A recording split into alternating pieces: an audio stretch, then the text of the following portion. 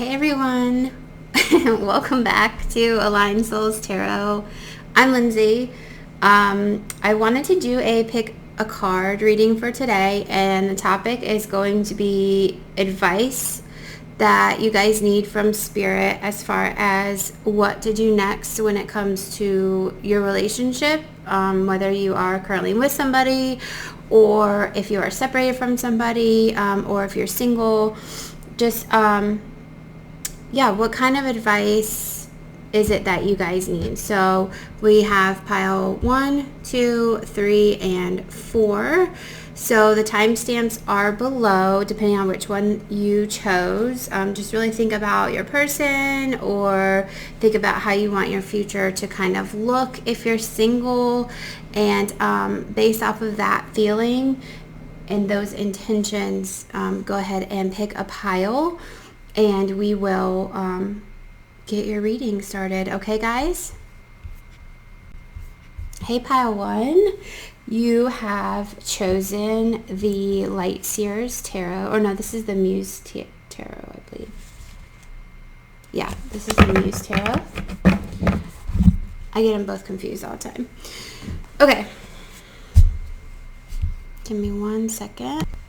Alright, sorry about that. It was getting hot. I needed to take my jacket off. Okay, let's go ahead and get started with you guys. While I am shuffling, I do want to mention that I am going to be doing this. If you're new to the channel, okay, if you're new to the channel, haven't watched any of my videos, I do have a thing where once we get to like 100 subscribers, I'm going to start doing giveaways. They're not necessarily going to be like tarot decks and crystals. I mean, I will have those in there, but they're going to be about healing, because I do run another business about healing. It's called the Healing Lifestyle. You can find it across all platforms pretty much except Twitter. And it's for healing yourself, right? And that's really my main goal, which is why this channel is named the Aligned Souls Tarot. Anywho, so 100 subscribers, and we're going to start doing giveaways based around that. So when we split the deck, we have the Moon card over here, and we have the Fool in reverse. So that could mean something for you guys. We did just have the full moon. It was the strawberry moon, so it's kind of ironic that that's where that split, with the moon being pink in this deck. It could be about repeating cycles. It could be an indication to not to move forward with something that you were kind of wondering if you should or shouldn't. I'll do it one more time and then we'll get going.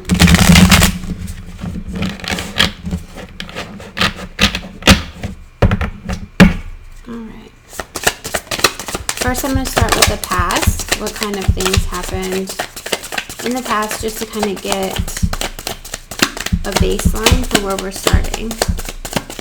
And then we'll go get the guidance from there. Alright, so.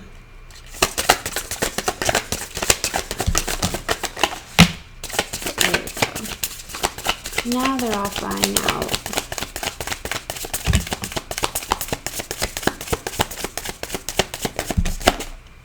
Okay, lots of cards here. And I think one turned over inside beginning. Let me just double check real quick. Yep, there it is. Just double check. This one and the other one, the Light Seers Tarot, they're like so slick feeling that they always like flip and do weird things. Okay, so I'm gonna put this one up here. This one was a bunch, so I'm gonna look at them, but I'm not really gonna place them. I'm just trying to find out how they want me to look at these. Okay. All right, in this little patch here, you guys have, wow, you have 3 sevens all in the reverse. Okay.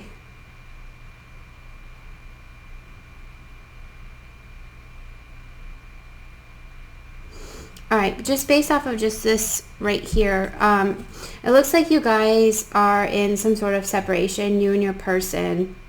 I feel like you guys want to get back to where you were. Either you or them, one of you or both of you, wants to get back to where you were in this connection. And I feel like it's really like paining. Is paining even a word? I don't even know if paining's a word. But it really pains you to have to be separated from this person. I kind of feel a loss of hope as well. 7 of Wands. Okay, really quickly, you have the Lover's card, the Chariot, the 7 of Wands, the 7 of Swords, and the Ace of Inspiration. Oh, sorry, the Ace of Wands. And the Chariot's also 7. So these 3 here in the middle are your 7 cards. And like I said, they're all in reverse. 7 of Wands, 7 of Swords.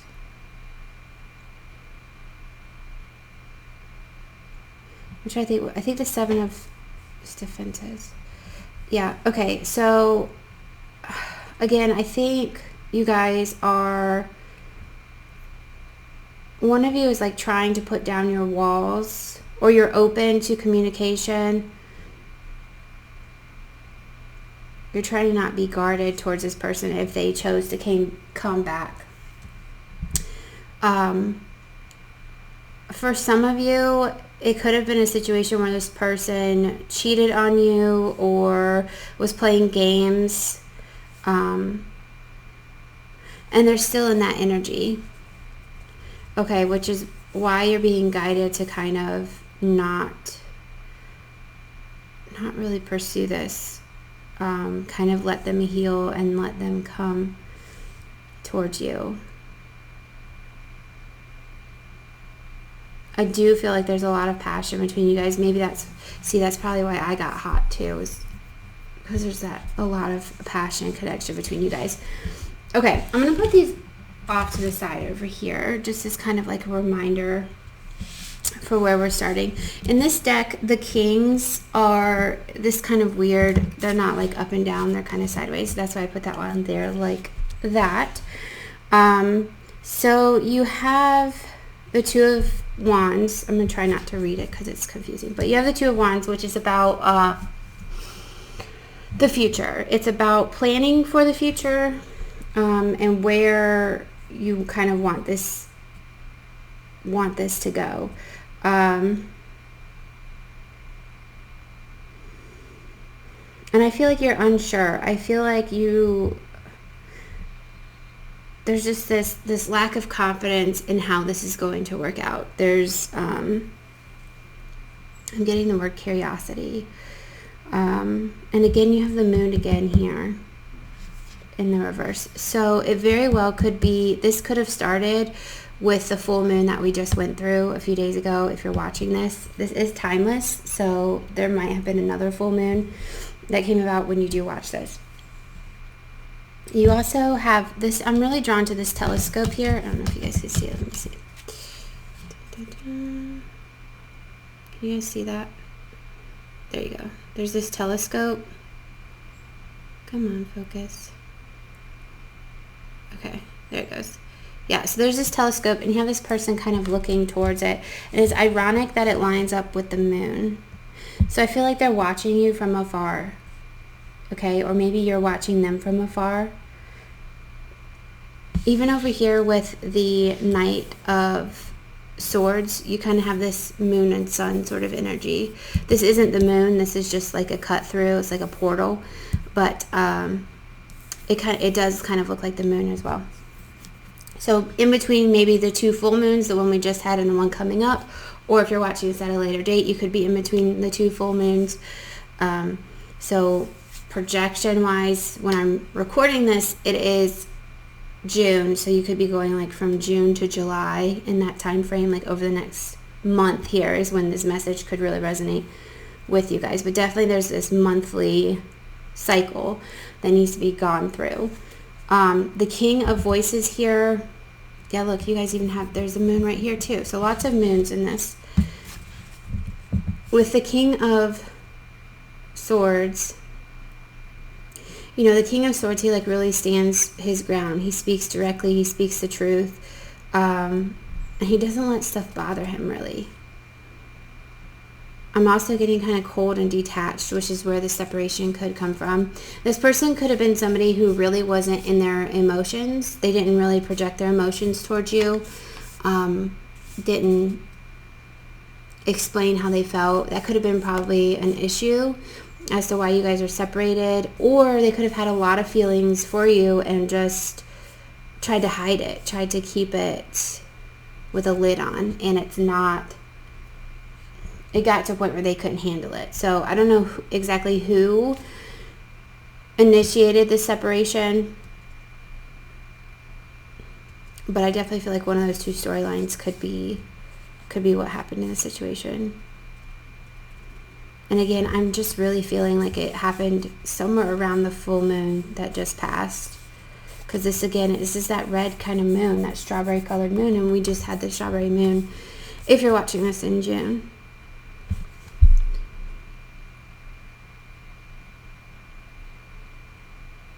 We're just kind of looking at the cards, seeing what else. Yeah, okay. Okay, next you have the Three of Cups here, and it is in reverse. So there could have been a third-party situation. Definitely that lack of emotion, expressing emotion, and just this overall lack of coming together. Okay, that's what the Three of Cups is giving me. Like, they have moons too, guys. Look at that. In their hands, right there, they have moons. She's actually holding the full moon. I didn't know that. And this is the whole lunar cycle. This is the both the crescent moons waxing and waning, and then the full moon in the middle. So again, you're just getting that complete cycle.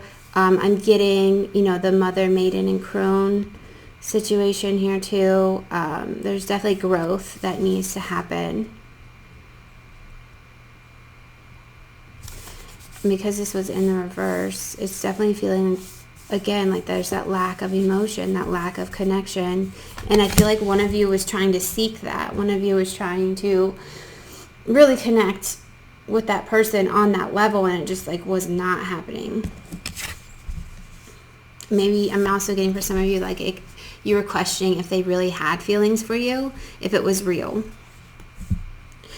You do have the Knight of Voices. Sorry, the Knight of Swords, which is all about that coming in full speed, that speaking your mind, this typically has like a heart on the original tarot deck. It has the heart on the, it's not on the mane, it's on the stirrup, not the stirrup, oh, what's that called? The bridle of the horse.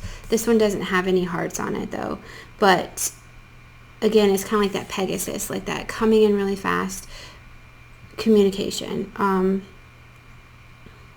feel like one of you really spoke your truth, and it probably had to deal with that emotions.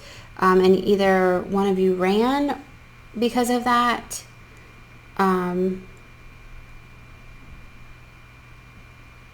No, that's all I'm getting from that. Yeah, I feel like one of you ran because of that. Another indication with this card, since it is the last one that I have here, and this has to deal with like what has happened, could be that this communication is coming in on that full moon once that next cycle comes through. Okay, so good, kind of going towards the future sort of thing there. Okay, I'm gonna slide these up. All right, so what advice does Spirit want you to know as far as moving forward?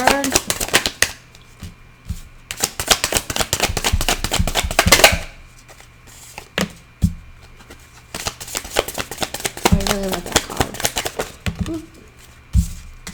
I don't really use this deck, guys, because the way that the words are, it's so confusing sometimes to remember which ones, what they all mean, you know.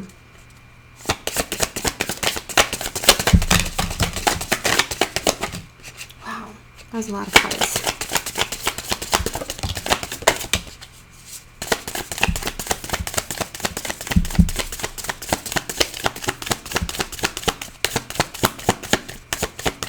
Okay. Okay, let's sort these out. Yeah.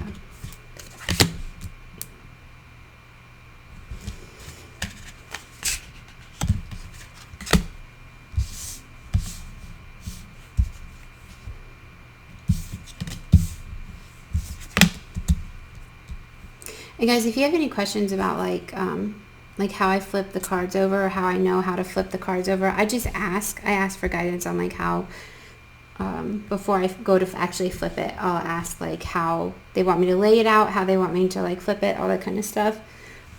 So that way the storyline makes sense. Okay, that looks good. So as far as what your advice is, okay, so right now you have confusion. We know that. That's probably why you're watching this. So there's this confusion. You want to say something, but you aren't sure if you should say something, if you should reach out to this person or not. And you're really being asked to just kind of let go. You're being asked to give this person space, and in due time, they will come back and communicate to you. You're changing the page. Like I keep getting like this book, and it's like, you know, you're turning the page, right? It's a new chapter. You're coming out of this sort of turmoil, kind of questioning, doubtful sort of situation, and you're feeling the strength within yourself. You're turning this strength card over that's here, and you're moving forward. I feel like right now you're kind of unsure on how exactly to move forward. Again, with that confusion, and probably why you're here watching this.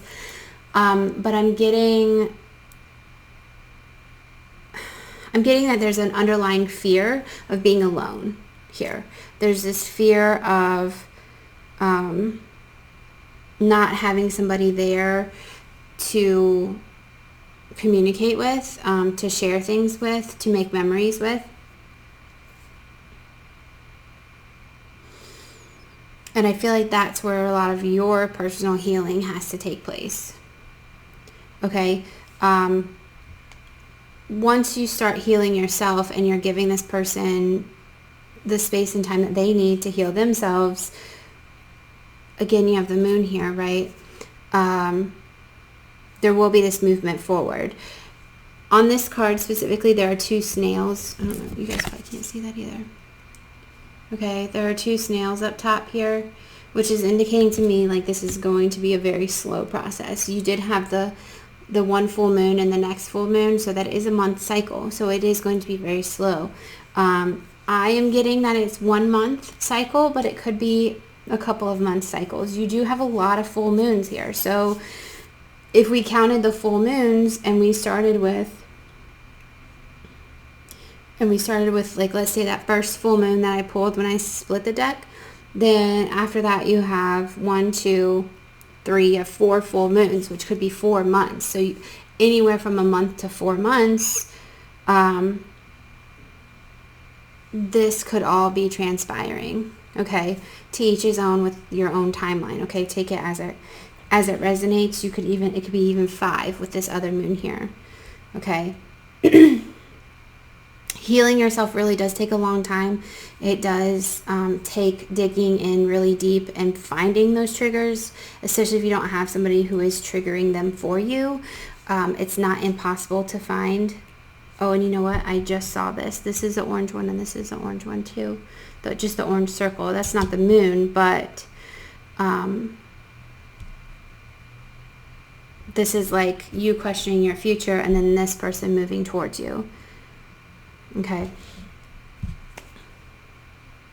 Okay, so clarification on all of everything that I just said.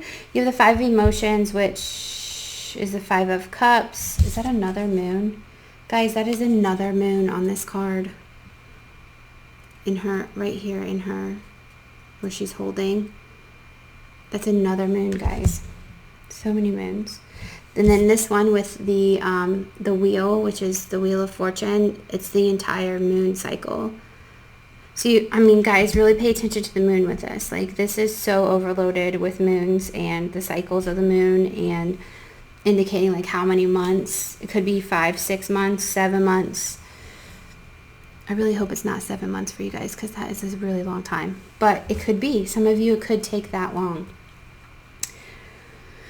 Okay, back to what I was saying. So the 5 emotions is 5 cups. 5 cups is typically about reminiscing on things of the past, things that were missed out on. However, it is in the reverse, which means about moving forward, right? Looking at those 2 cups that are still full, knowing that you have a future, having confidence that you have a future, but it's in filling your own cup first where this person will bring their cup as well, because they will follow, right? They will follow. They will see you healing. They will feel you healing, even if they're separated from you, and they will start doing the healing as well. Okay, so that's where we start off, is like, you know, the tip of the iceberg I'm getting. This is where your journey begins, in the separation for the 1 to 6, 7 months that we have here, and you moving down this path. But it is a really good path. I'm getting that you don't want to do the work, because it is a lot of work. I'm also getting an 8-month time period here, which, guys, for some of you, I really hope that it's not 8 months, because I do really wish you guys the best. But if it takes that long, it just takes that long, and you'll be better for it. If it does take that long, it's just me as a Taurus. I'm just an impatient person, so I like to just get stuff done with. But if it does take you 8 months, please, please, please try to push through that and do the work and do the healing. But it says that there is some resistance to that. There is some resistance, but you can't. You have to know that this is the very first stepping stone to healing yourself towards this better, brighter future. Do not miss out on the opportunity to heal yourself in this time. And if you do resist it, this is what I tell everybody all the time. If you ever resist something that the universe is trying to intentionally put in for you, or indicate that you need healing with, if you ever resist it, the universe will kick in and make you do it. And when the universe kicks in and makes you do it, it is really not pretty. It is not pretty, because it rips the Band-Aid off so bad. It sucks. So if you take the time out now to do it by yourself on your own time, well, technically on your own time, and you start the process proactively, it's a lot better than the reactive side. I've been on both sides of that fence. Trust me. It's a lot easier if you initiate and do the work yourself. So this is your wake-up call. Start doing the work. Start figuring out your triggers, your wounds, your subconscious wounds, how to heal. Look up personal development books that might resonate with you, and really go for it. Because this is the beginning. Like, this is you coming out of this is really beautiful. You have a very bright future. You ultimately transition from the Ace of Pentacles to the Queen of Pentacles here. Now, she's in reverse at the very end of the reading here, because you're still in this beginning mode. But it's indicating that over time, with the Wheel of Fortune here, in these moon cycles, over time you will advance into this Queen of Materials, or sorry, Queen of Pentacles, which gives you this power and beauty and strength and confidence and so much good vibes and energy that you just can manifest anything. You can attract anything. You have like up-leveled yourself so much, and there are so many opportunities that come knocking on your door when you enter this Queen of Pentacles sort of stage here. So it's really worth the work, and it's when you enter this phase that this person will start to recontact you, because they'll notice your shift. Now, upon that time, when that happens, especially if it takes 8 months from now, a lot of things are going to change. So you may or may not even be dealing with this person anymore. You may or may not want to deal with them anymore, because you've changed so much. it's a possibility. If this is somebody who is your twin flame, or your like a very devoted soulmate, like a deeply connected soulmate, then that person will be there when you enter this phase. If this is just a karmic or just a typical soulmate that's supposed to teach you some lessons, then you'll probably be up-leveled from them. It's just the way it works. But you will be attracting other people if that is the case, so don't worry about that either. Just don't be afraid. Don't be afraid to be single. Don't be afraid to be alone. Don't be afraid to be on your own. There is beauty in finding the love for yourself in that. And again, just filling your cup first. Okay. I'm being asked to look at the bottom of the deck here.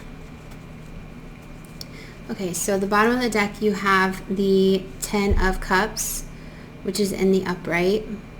So that's great. The 10 of Cups is all that emotion that you weren't getting here, that you aren't getting here, you now get it. This is like kind of like your future.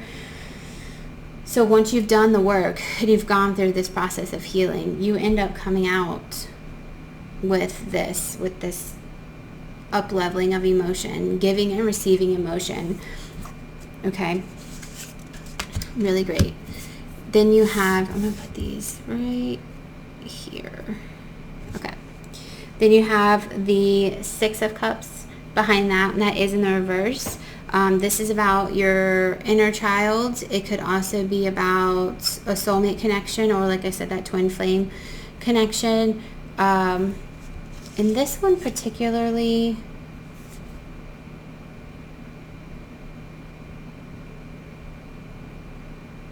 it has,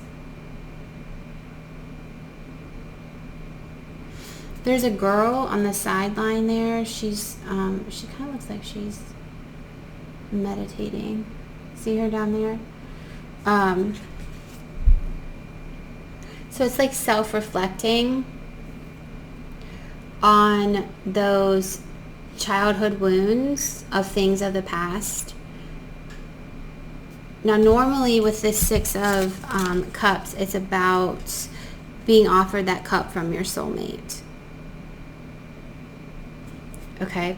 From this and from this reading, I feel 2 things. Like I already said, that self-reflection of healing your inner childhood, but also that this person that you are thinking of right now is not the soulmate that you think they are.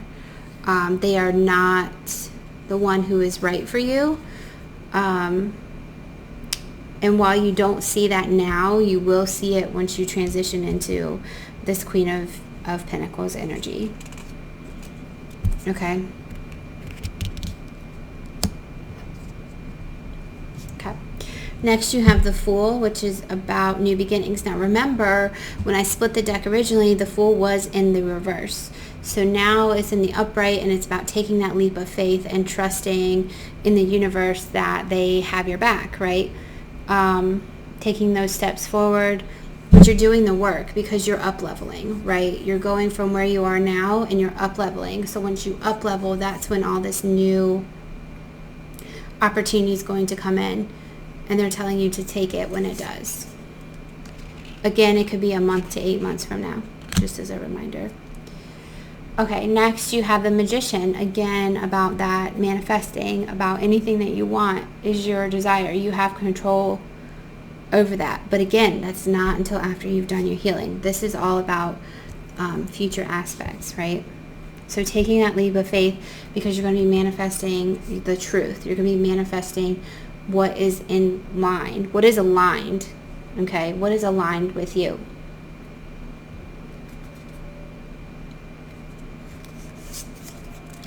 Okay, and then lastly, you have the King of Materials, or the King of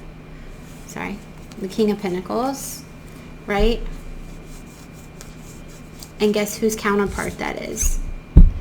The Queen. So at the end of it all, you're going through all this work, you release this person that you're dealing with, and you're divine counterpart will come in. Male or female, doesn't matter. But they're here, right? And you will attract them into your circle once you've done the healing. Okay, guys? I'm going to put that one right here at the bottom. Okay, let's get a couple of... I'm being drawn to this one. Let's get a couple of these cards.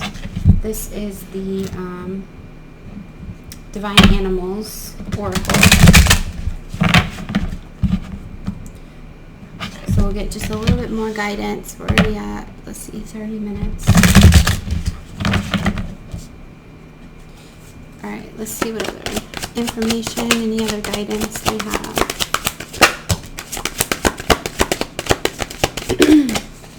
Alright, so you have Wolverine with fierceness. Oh wow, you guys are getting a lot of cards. And I feel like that's within you. I feel like there is this power, this fierceness within you. It's just a matter of you seeing it. You guys also got the cat. And I don't read these in the reverse, guys. If you saw me flip that over. You got the cat, which is about intuition, following that intuition. Again, going in, doing the work, right? You have the 3 here again, just like you had the 3 of cups here. So going in, using that intuition, healing those wounds. You have another triangle. I saw a triangle somewhere. These are triangles, but I saw one somewhere. I don't remember where it was. Okay. So intuition. And then you have the Jaguar, which is about release. Again, releasing this person, releasing your past, healing those wounds, and moving forward.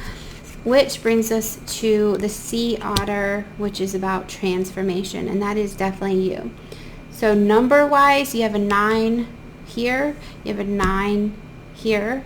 You have a 10 here, which reduces to a 1. This is about beginnings, right? Beginning and ends. And then you have a 5, which is in the middle. 5s are about transformation as well.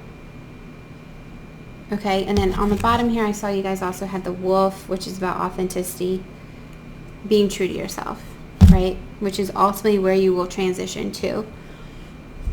All right, I'll get one more.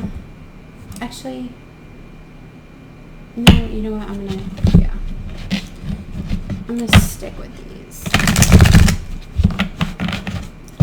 Okay, this one is, I forgot the name of this one. Wisdom of the Oracle. Yep. All right, let's see if there's anything else we need to know for guidance. Any other guidance?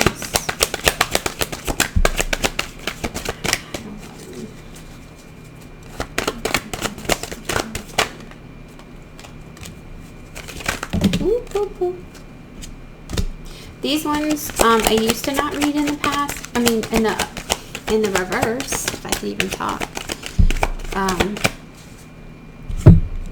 But now I do, because I read up on them some more.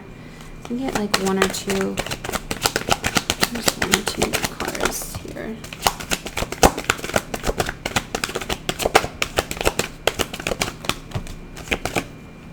Okay. Okay. So they gave me a little bit more than that.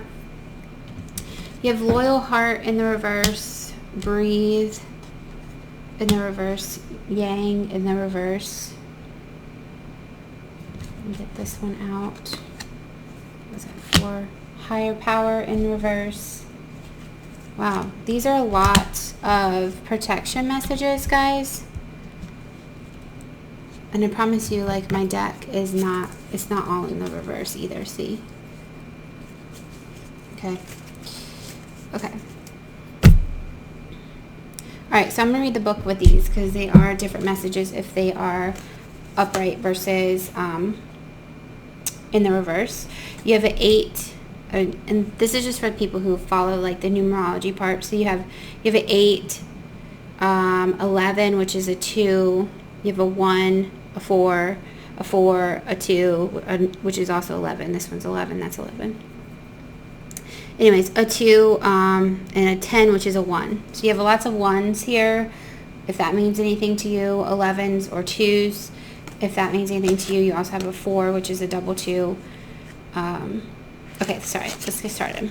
35 with the loyal heart in reverse. Right? Yes. All right. It says, are you stubborn or overly tenacious about an idea? Or have you become so attached to something that you just don't know how to let it go?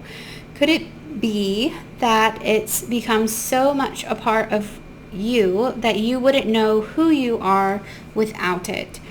Now is the time to look at outdated beliefs, old ideas, misplaced loyalties. Betrayal is only a signal that it is time to prune away all who don't deserve your trust and have no place in your life. Be new, think new, open your heart to new things. Let go of the old and all your attachments. Spirit has awesome plans for you. Make some room. Which, guys, pretty much sums up, I mean, if that wasn't a perfect card to pull, pretty much sums up everything that we've gone through today with this being unsure about this person, what's going on with this person, and you just going through this beautiful transformation from where you are now to where you will be in that time frame, right? There are many great opportunities you're coming your way. Next you have Breathe at number 29. And again, that is a protection message as well. So to be honest with you guys, because you have so many protection messages today, I really feel like your spirit guides want you to know that they are with you through this whole process. So lean on them, rely on them, speak to them, ask for guidance, because they're here for you, right? They're here to protect you, and that's proof with all these protection messages. Okay, so Breathe protection message says, inertia, laziness, and apathy are signs not of slowing down, but of decay and lifelessness. Wake up and do something to shake this off. Go outside for some air. A walk in nature will remind you that all of life is ensouled and magical.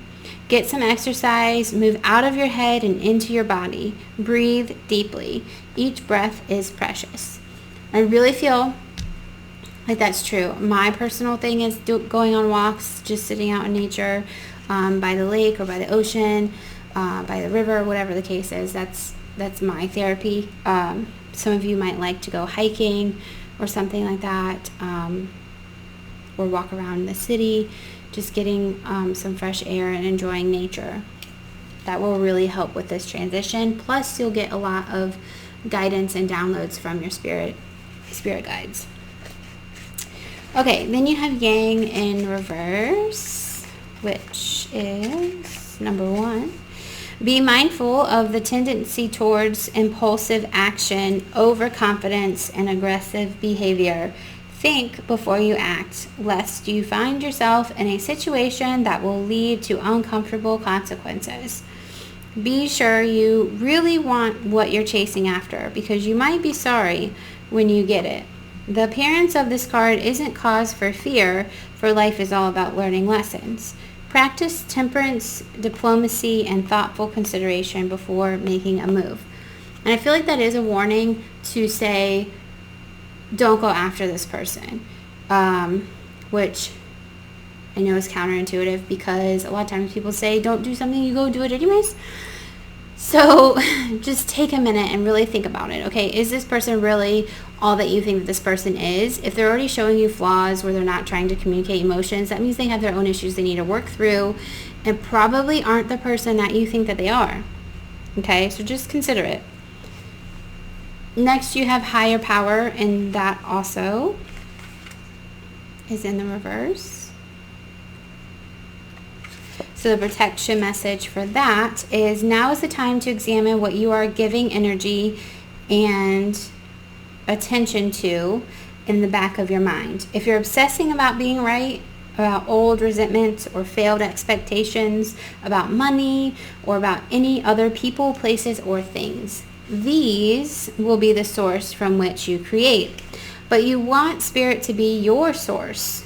Take heart, for your higher power will never desert you and is always waiting for you to remember the sacred partnership you share.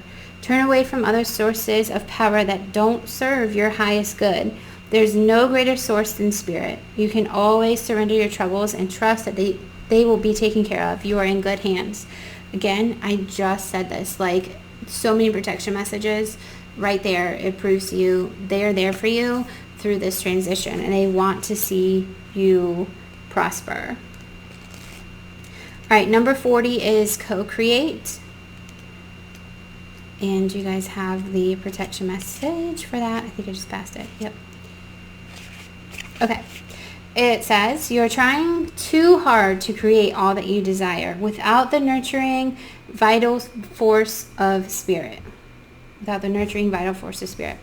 Perhaps you are in a creative slump, suffering writer's block, facing a monumental task, but unable to decide on your first step. So you just avoid doing anything. Does the word overwhelmed apply to you right now? Why do you think it has come down to you? Inspiration means the drawing in of divine guidance. You must tap into Spirit, not simply yourself. Ask Spirit for inspiration. Two minds are greater than one, so co-create with your divine partner. Reclaim your partnership with Spirit. Inspiration will flow through you as soon as you get out of your own way. Again, that kind of ties everything that we've read so far in. You know, there's this using your intuition, which we got back here, that's applying to this situation. Don't be afraid to reconnect with Spirit. If you've been out of the game as far as that goes, start journaling, start meditating, say your prayers before you go to bed, things like that, okay? When you go on this walk in nature, really try to connect to Spirit, to your spirit guides, to source, whatever your belief system is. Just really try to reconnect with that. And you'll be shown the way on how to transform from where you are into this Queen of Pentacles over here, okay? You've got this.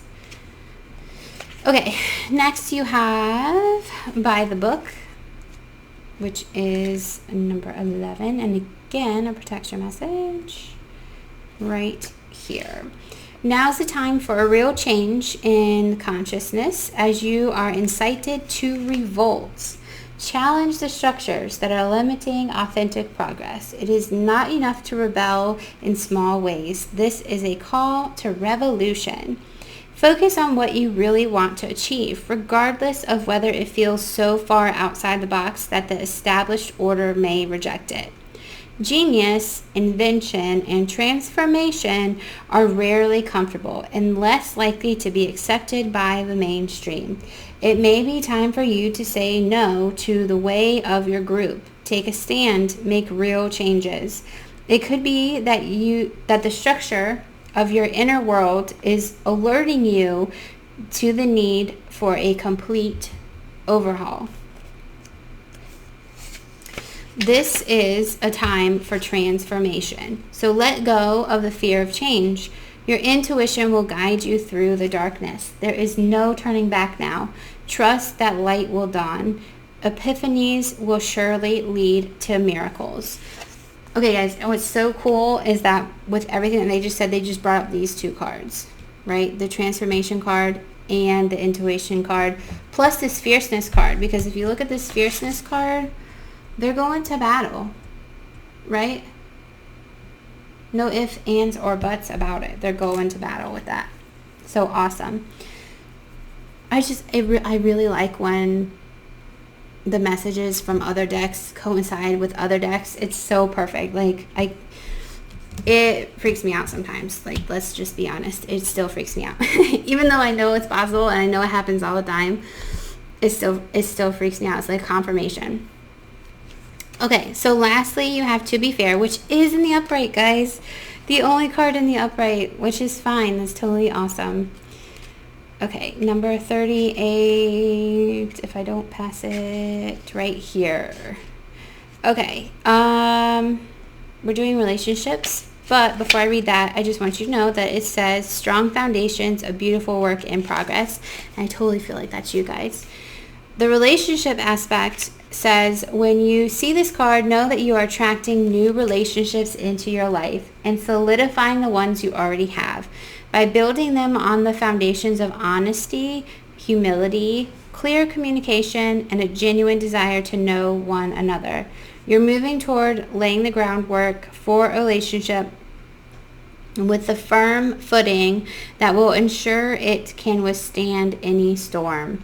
Long-standing relationships are also repaired and strengthened. You and the other person are stronger, wiser, and more powerful than apart. No, more powerful together than apart. Okay. What I want you to know is this is the end card, right?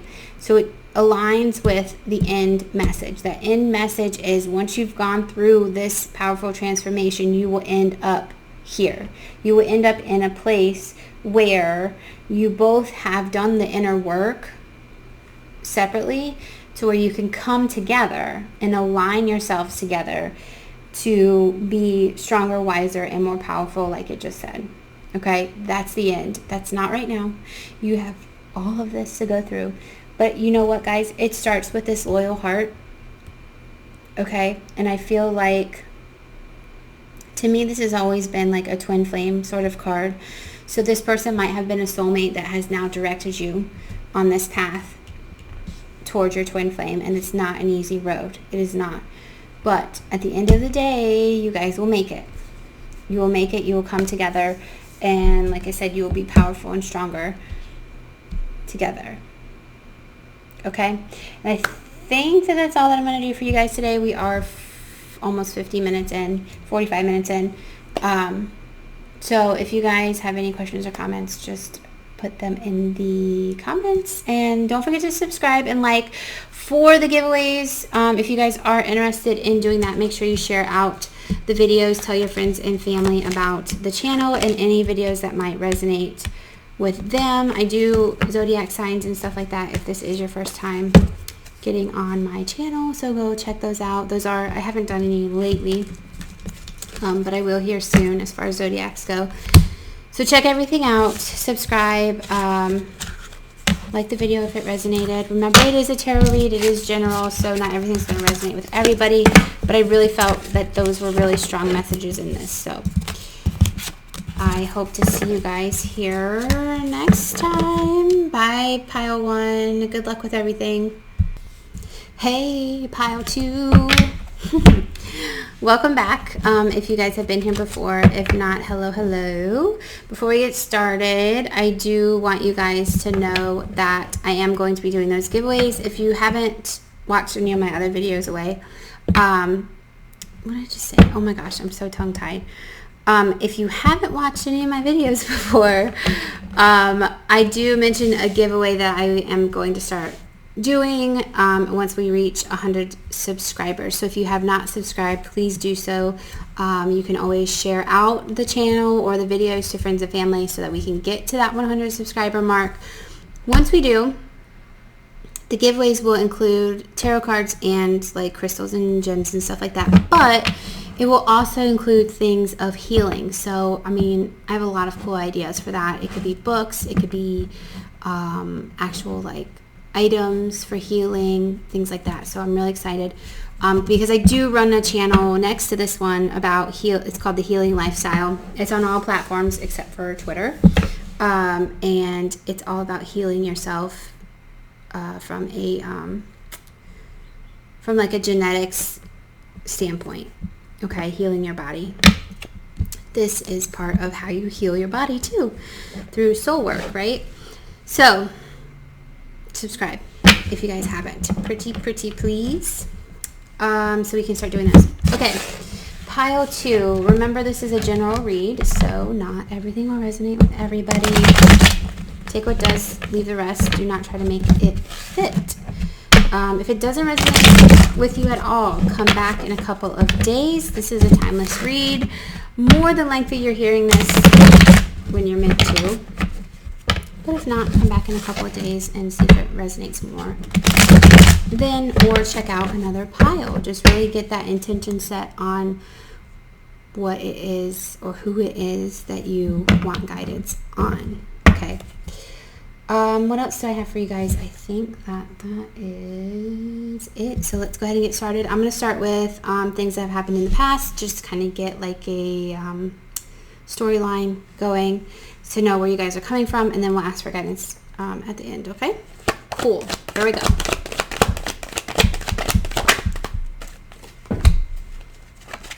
Oh, okay.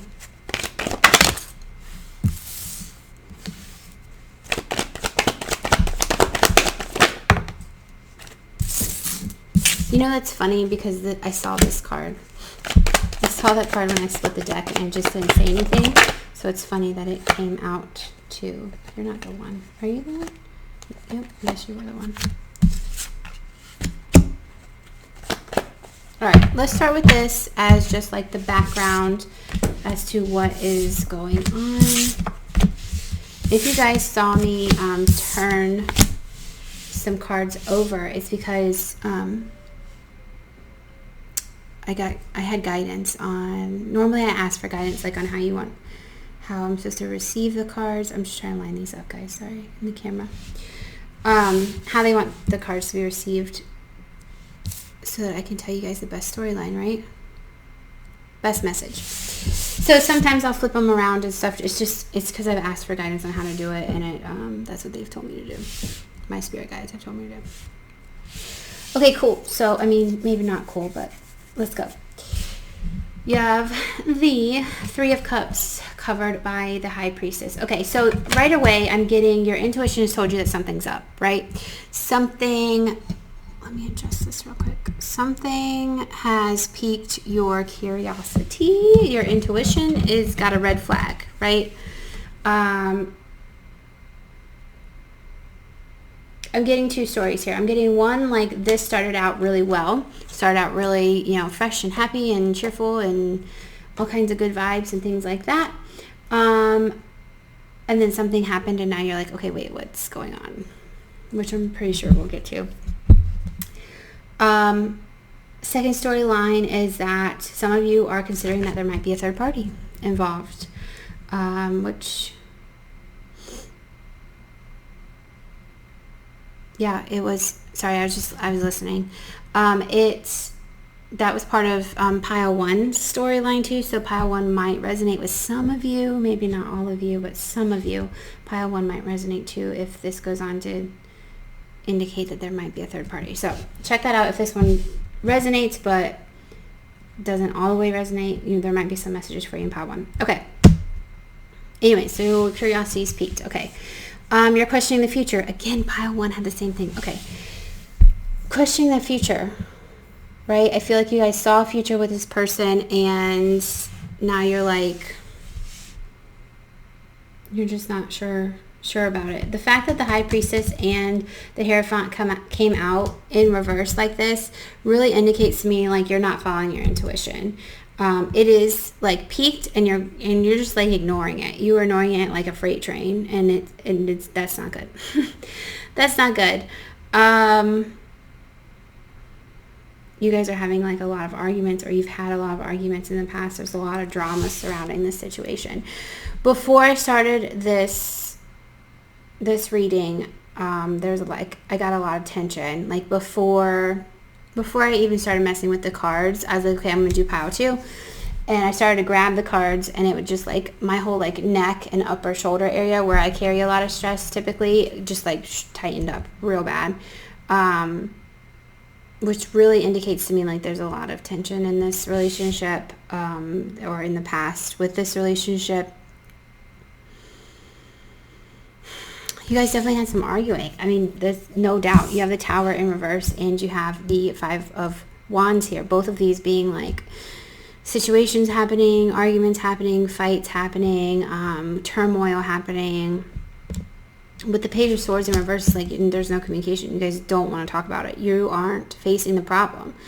You've overcome the problem, like you've moved on from the problem, like it's in the past. This main problem here is in the past, but because you guys haven't talked about it, actually sat down and talked it out, you keep fighting, and it's not even about the problem at this point. It's about something totally different. You guys, like, something really minute would happen, and you guys, it would trigger you guys, and you guys would argue. But it's because whatever this big thing was in the past that exploded, and you guys thought you moved on from it, that's what's triggering all these other, like, drama and arguments and things. Whatever that one thing was that you guys just said, okay, forget it, we'll just put it in the past and forget about it. And that's not how things work, right? You can't just sweep things under the rug, because they will always come back. They will always cause triggers. So with that in mind, guys, let's get some cards as far as your guidance goes. Okay, wait a minute. They want me to shuffle these. This is so weird. I never shuffle these in the middle of a read. 2 times. 2 times. Oh, you have the Hermit on the bottom. All right, going within and doing some healing work. What guidance do you have for pile 2, please? Let's see how many cards.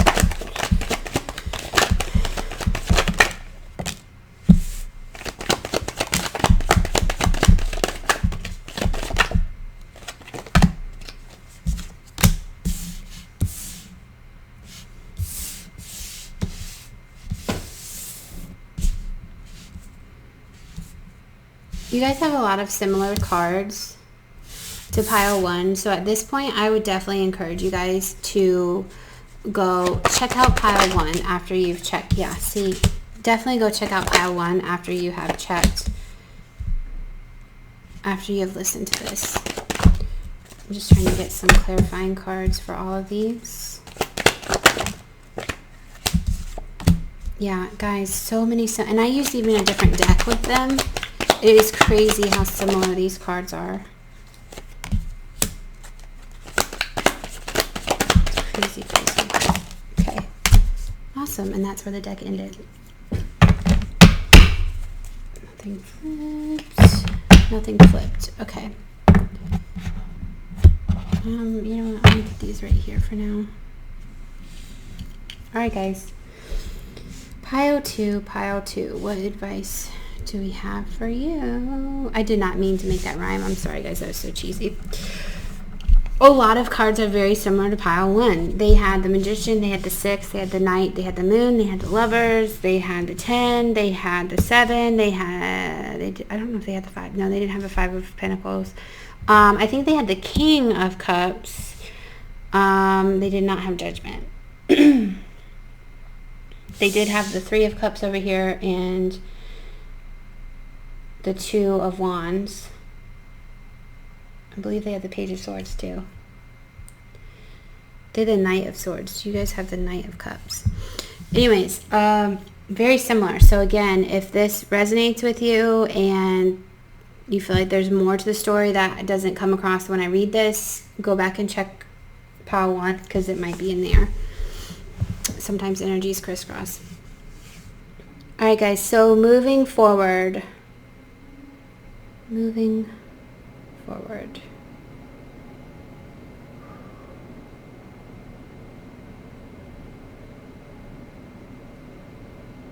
I'm just listening, guys. Sorry. Just give me a second.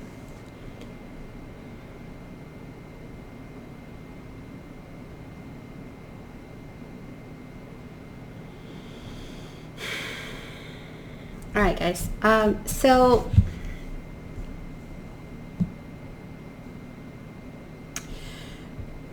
the biggest issue is foundation. I feel like you or this person, well, okay, this is guidance for you. So I feel like you want something that is really long term. You want something solid. You want something to grow, right? You want that typical, let's just say, the picket family sort of situation. May or may not, but you want something that's solid like that, that's representative of that. But you know that you can't do that when there's, for some of you, when there's other people in the situation. Now, that could be another lover of this person, but it could also be friends and family.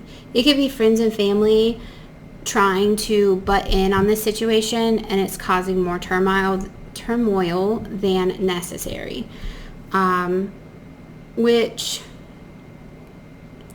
at this point, I feel like you guys, prior to meeting this person, you guys had really thought about what it is that you want in a person, how you want this person to act and feel and potentially even look, right? And you kind of got that with this person, but now you're getting into that relationship or you have gotten into that relationship and it's not working out how you thought.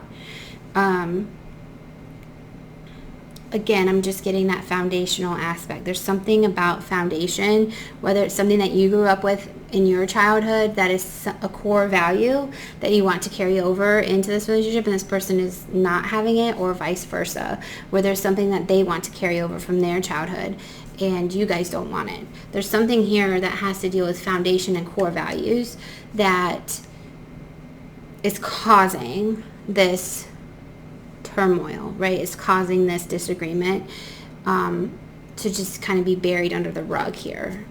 It's the source of the problems. So you don't feel, you're like conflicted because you, on one hand, you don't feel like this person is the person you thought that they were. You thought that this person was that end-all be-all person and the person that is your soulmate. But on the other hand of this side, you're like, if this is my person, then how could all of this be so? You know, how could all of this be happening? And you've had your guard up because of that.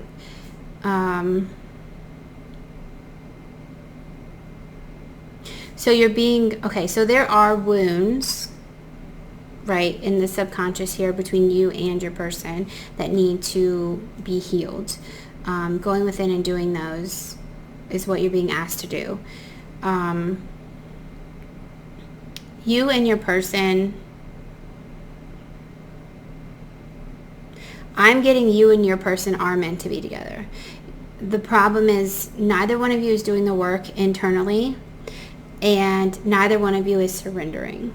You're trying, I feel like you both are trying to be in control of the situation. You're both trying to navigate the waters in a controlling manner. Neither one of you is just allowing things to flow. And like I said, I feel like your person wants to come in and wants to be, I'm getting emotionally grounded. I don't know if that makes sense, but they want to be emotionally available. Vulnerable, right? Emotionally vulnerable, yes. They want to. But there's work that has to be done. You can try to do the work together. I'm getting that it might be possible here for some of you to do the work together, like simultaneously. Maybe even, I'm getting for some of you even like a counselor sort of situation could work.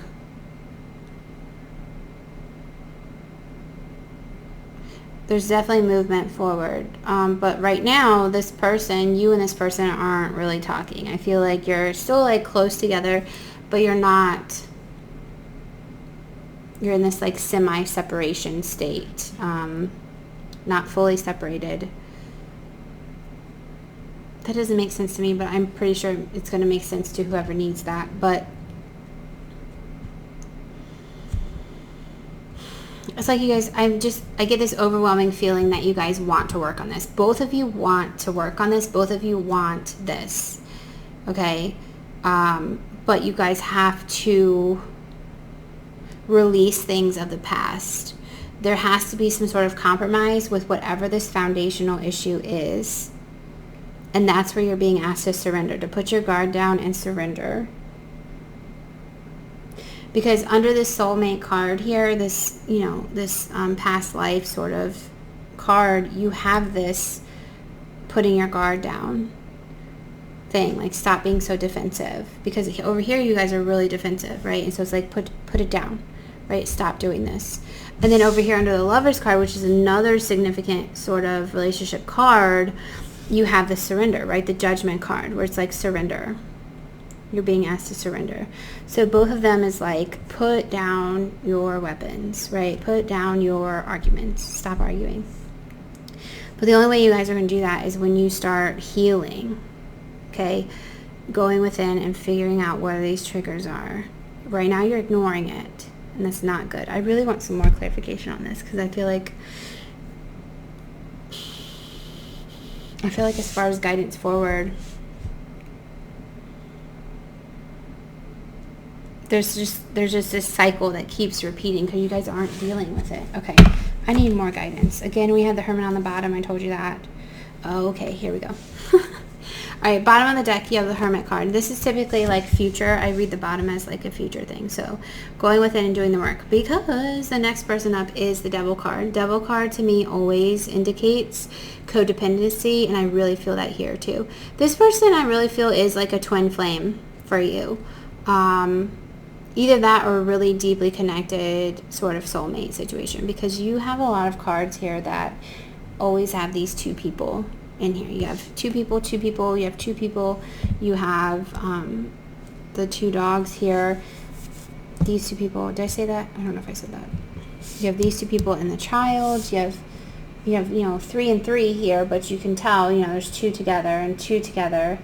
2 in the Tower. I mean, I really feel like this person is your twin flame, if not a really deeply connected soulmate. But anyways, so there's codependency issues here, and you guys need to figure that out, right? I'm getting a sense of feeling tied down. That's what they're telling me. One of you feels restricted or tied down. That's probably going to resonate with some of you.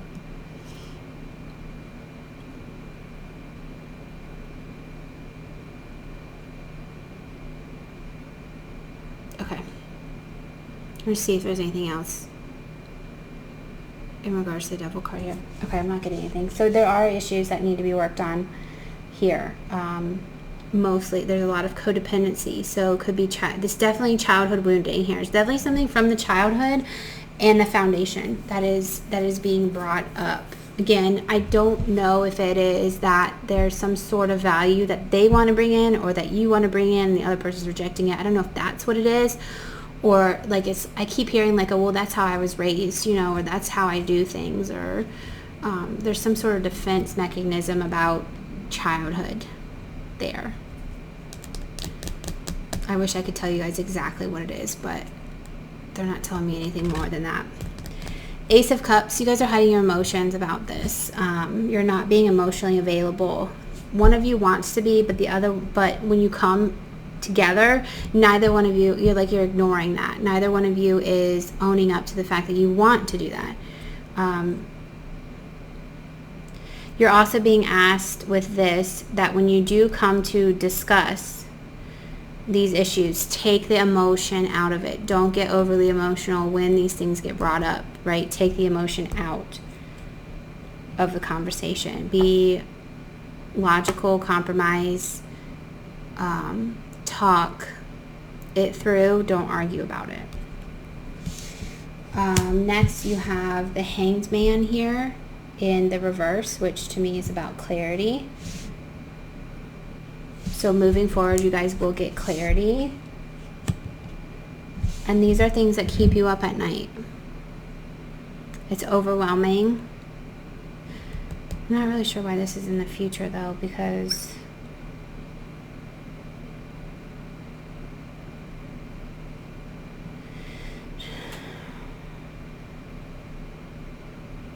Alright, I'm mostly getting if you guys don't do the work, it's going to weigh on you forever, whatever these issues are.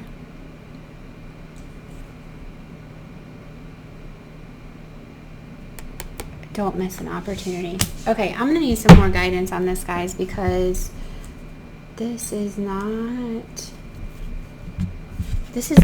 telling me. I personally feel like I need more. Okay, guys. All I'm getting is you guys have this issue and it's not being resolved.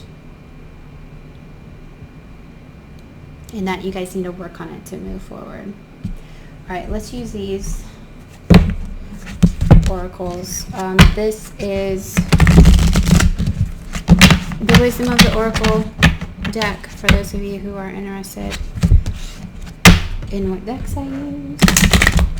They are all listed at the bottom too, guys. So, alright, I'm reshuffling that. That didn't shuffle well. Those are fine. These did not shuffle. There we go. Alright, one more time. Now these I used to not read in the reverse,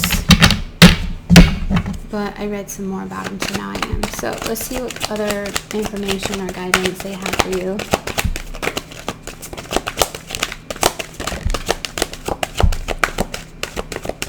Treasure Island in the reverse. Again, it's like this, you thought the world of this person and it's not turning out how you thought. You have Yang in the upright. You both are trying to be in this masculine energy. And one of you needs to step down. Exchanging gifts in the reverse. That's interesting. Fork in the road. All right, there's a decision that needs to be made.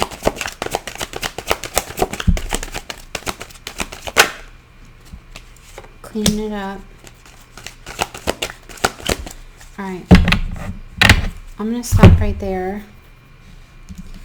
And these I like to read from the book because when they're in the reverse, it's a protection message. So they just have different meanings. Plus there's like, I don't know, 50 something of them. 52 of them. So it's hard to remember what they all mean. Alright, so let's get started, Power 2. Let's figure this out. You have Treasure Island in the reverse. It is the number 9 card for those of you who follow along in numerology. You have the protection message because it's in the reverse, which says poverty consciousness and a sense of not enough casts a shadow on your path. These ideas and core beliefs come with a high cost. Isn't that crazy? I told you guys it was a core value. Like, okay, so not feeling like enough. Okay, do you really want to proclaim yourself a victim of disappointment and failed expectations? Are you avoiding success because you will grow so tall that others will want to cut you down? Or is it possible that you're caught in a fear that you will lose what you have acquired, so you hold on so tight that you miss the opportunity to expand?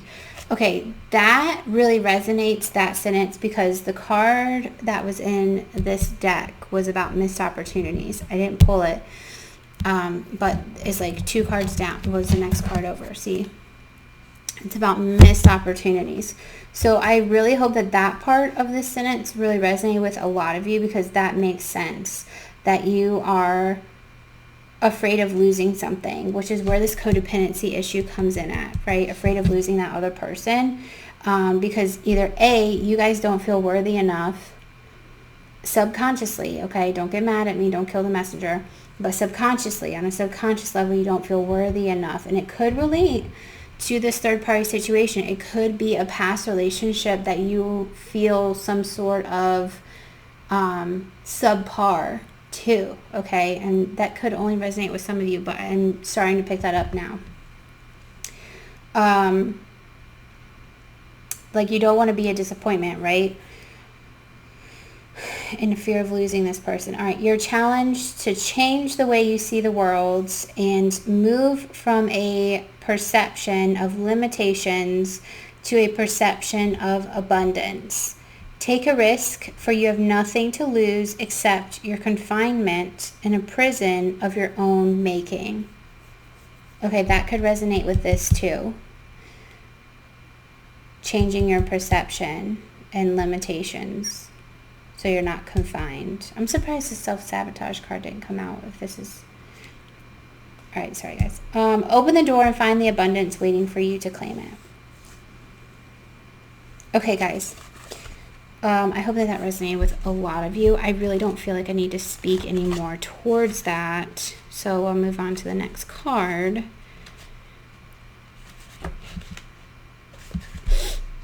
Where are you at? Nope. Okay. Yang number 1 is about masculine principle and movement. That's why I said I feel like you both are in the masculine and one of you needs to step out of it. You both are trying to be in control of the situation. I think I said that earlier too, about being in control of the situation. Okay, so no, you got a regular one. So the relationship message for that is circumstances are supporting action on your part. It's okay to make the first move. Trust that you will quickly know where you stand. In matters of the heart, there's movement toward your highest good. So go forth with assurance. Passion is in the air, and now is the time to dance the tune of love. Take the lead. Okay, another thing I'm getting is to kind of read for some of you this prosperity message, which basically says projects, partnerships, and things relating to your business are out of the obstacle phase and into the make it happen phase. So stake your claim and get things done. Expect to be busier. You have the energy and vitality you need to accomplish your goals. Abundance is waiting. So there's this abundance that's happening. Okay. All right. Next one is exchanging gifts. And exchanging gifts is number 27, which reduces down to a number 9. Okay, and you guys got it in the protection, which says, be careful what you pray for because you just might get it. And then realize you don't want to face the hefty price tag that comes with it. You may find yourself in a situation you've always desired, but know you will have to walk away from or even fail at it because you can't or won't pay the dues it asks of you. If you want to be a famous musician, you have to practice your craft every day. If you want to be a millionaire, you have to be responsible for managing the money and paying the taxes. Even a windfall bears a cost. It's okay though, because Spirit will help you achieve balance over time. Another message here reminds you that being only the giver and not the receiver plays out in many relationships in your life where you find yourself in victim mode and in a codependent dynamic or holding on to a false sense of control. Guys, did I not just say that? I literally said codependency issues right here, and we just went over with these 2 cards about this playing the victim, right? Playing the victim mode, false sense of control, needing to be in control, right? Isn't it crazy? It's crazy how these cards play out. Okay, let me keep reading. Others may push you to continue to prove yourself. And that could be another issue too, guys. Again, that whole like not feeling worthy enough because you feel like you need to always prove yourself to somebody. There's could be some really deep-rooted issues subconsciously here from childhood, okay? So please pay attention and please see if this resonates with you. The time has come to distance yourself from this kind of imbalance. Being aware of the need for both give and take is the first step to your true destiny. And that's another thing, sorry guys, with the yang energy, being in yang energy is about giving. Like you give, right? You're giving so much to this relationship that is causing issues, right? And that could be another core value. They could come, your counterpart could come from a household where one male or female does XYZ things, which is like 80% of the things, and you're like, whoa, that's not how I was raised. You know, it's a 50-50. So there could be issues there too, okay? Lots of things coming up now that we pull these oracle cards. Let's see. It's all good and getting better. Not only can you handle this, but you can flourish as a result of it. So yeah, guys, again, just really seeing where these triggers lie. If anything I'm saying like resonates with you, guys, write it down. Write it down and then start researching it, figuring out how you can heal from those issues. And don't worry about healing the other person. The other person will follow when you start changing, okay? You don't have to preach to the choir about this. You need to turn inward with this Hermit card that you have wounds that you need to heal. So again, if any of this is triggering you guys, if any of this is resonating with you guys as far as like issues that need healing, please do the work. Like, please figure it out and work on it, because you have an opportunity for you both to be really great together, right? And typically when we're on the twin flame journey, this is what happens. It's this constant like push-pull energy. It's this constant like having to work on things, because they trigger things in you and you trigger things in them, and you go through and you work through it, and it makes you a better person in the end, okay? So, I mean, it is worth a journey. It's just really a struggle. You know, it's not an easy road. Being in a twin flame relationship is not, it's not easy at all. Okay, where are we at? 27. Okay, so the next one is fork in the road. It is number 13. I feel like this one's kind of obvious, you know, about giving, you know, making a decision. It does reduce to a number 4 card, or the number 4. Okay, so fork in the road. Okay. The relationship message says, you've reached a moment of truth in the evolution of your relationship. Which will you choose? To open up to the possibility of love, or to remain isolated? To go deeper and commit to mutual passion, or to walk away? This is a time to take responsibility for your truest desire and follow it. Be honest with yourself about what you're willing to do, invest, and give. Then choose. You cannot make a wrong choice. If you move forward with a relationship, know that it will be based in truth and authenticity. You will have made a conscious decision rather than simply hanging on because you don't want to be alone, or ending things because you're afraid of the intensity of a genuine connection. All roads lead to the lessons you must learn in your relationships. Regardless of the decision you make, it will place you on the path to a truer experience of the heart. Guys, I really could not have said that better myself. Yeah, I can't really rephrase that. Like, you have a choice to make. You could stay in the relationship, but are you going to stay in the relationship because it's going to be based on truth and authenticity, or are you staying in the relationship because you have a fear of being alone? Are you going to leave the relationship because you have a feeling that it's going to be too much and you're not worthy of such a connection? Or are you going to leave the situation because you know it's not to your highest good? Whichever one you do choose, it is a choice. And ultimately, if you don't choose, the universe will choose in the long run. But lessons will be learned either way. Okay, so just take that into mind. And if you need to hear any of that again, just rewind the video and rewatch it, right? Power of videos, guys. Okay, lastly, you have Clean It Up, which is 21, and it reduces to a number 3, and 3s are all about divine guidance. So I really like this card. Okay, 21. That's 22. Let's go to 21. 21 is about getting to the core of a situation, freedom from a burden, cleaning house, sweeping away what is no longer needed. Again, guys, this is all about that going within and figuring out what those core values are that are triggering you and that you want to hold on to, okay? In a relationship, it says, time to clear the air. Take a look at your side of the street. Say what's on your mind. Sweep away the old stuff so that a spring breeze can flow through with new energy. It's the perfect time to do an inventory of your dynamics and see what's yours and what's not yours. To clean up the relationship, everyone brings some baggage.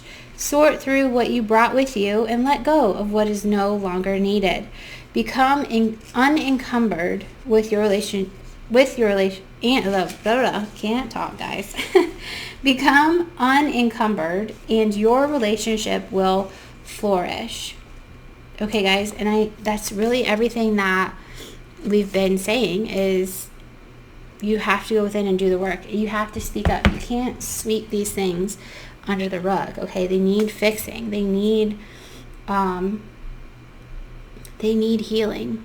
guys, okay? They really do. They need healing. I'm being guided to give you something different than I did in the last one. I'm just trying to decide. Okay, yep, we're going to do these. All right, this one is the Yogic Path. I don't know if you consider it a yoga oracle deck or not. I guess it could be an oracle deck, but it's called the Yogic Path. And I really like these in situations such as this, where there's a lot of tension here, and it is from healing yourself or lack thereof. And with these cards, they really go in and tell you what really needs healing, as far as maybe chakras or energies. They also have different deities in here that can help you through this journey. It's like an overall really good source for taking those steps into healing yourself. Okay, so let's see what they have. This one kind of wanted to flip over Hanuman in the reverse. I'll leave him out here. I feel like you might need him. Or her. Is it him or her? And guys, you even have the sun and the moon here. Moon really came out in the last reading in pile 1. So again, really go back and check that. The storyline ended up being kind of different, but there are similarities between the two. So if you guys have the time, like, please go back and check out pile 1. Oh, I love when she comes through. Okay, guys, so let's see. Bottom of the deck, you have prana, which is about breathing. Okay, it's about your life source, your life vitality, about your breath, right? Your breath, your inner, because that's what controls our temperament. Like, if we think about it, like if you are really calm and collected, your breathing's going to be really slow, really fluid. But if you're like really hyped up and energetic and, you know, in this, even in like an argumentative sort of thing, oops, that's not in the camera. Your breathing's more kind of like, I don't want to say labored, but it's more intense. Okay. So prana is about your life source, about, you know, taking those breaths and taking a moment for yourself when necessary. Okay. All right, these two I also read from the book because there's just so many of them. I mean, you see how thick like this deck is, like it's huge, right? So I don't really memorize all of them. So I'll pull the book out. All right, first up we have Hanuman in the reverse. Oh, Kira's right there too.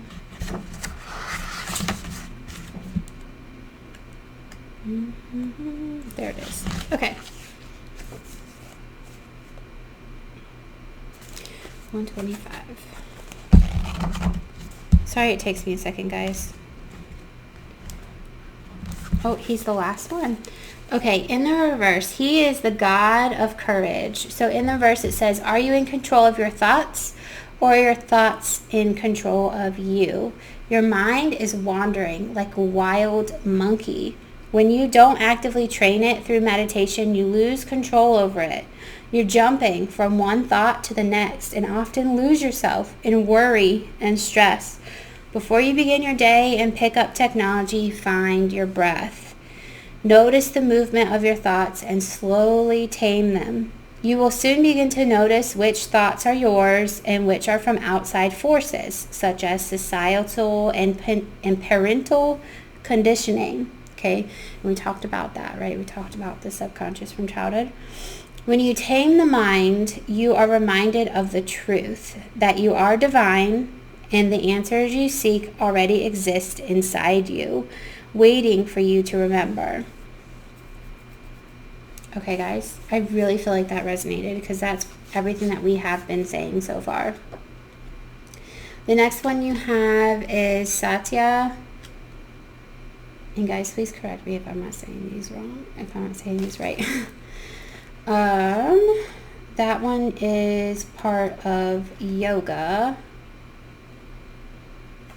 which is truthfulness. Okay, stands for truthfulness. And it's really a beautiful card. I really love the artwork on this card. It's so beautiful. Like releasing things, right? In the upright you are moving towards your truth, peeling off all layers of inauthenticity that have been placed upon you by societal conditioning. Through this shedding, you are finally feeling truth's bare skin as you place your fingers upon your face, finally coming home to yourself. This truth, Satya, has been dormant inside you all along, waiting until your awakening. Through this process of understanding, unlearning, and evolving, you become a bodhi, a awakened person. Continue to step into this new paradigm of truth as you shed all false beliefs, narratives, and stories so you can emerge as your true self. Ask yourself, where and how can I show up more authentically in my life? What makes me feel like I'm living in my truth?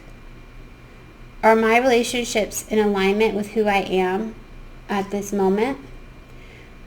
What mask am I still wearing to make me feel loved, secure, or significant? Hold on one second, guys. Hey guys, sorry about that. My thermostat was doing something weird. Anyways. Okay, yes, so with Satya, I feel like this is resonating as far as what we've already talked about those like insecurities, like the feeling like you're worthy enough or not good enough, or are you living your truth, right? Are your relationships aligned with who you are in this moment? So again, going in and really answering those questions and figuring out those triggers and things is going to be really helpful. Next you have pranayama, and it is in the reverse. It's another beautiful card. I think it's also a yoga card.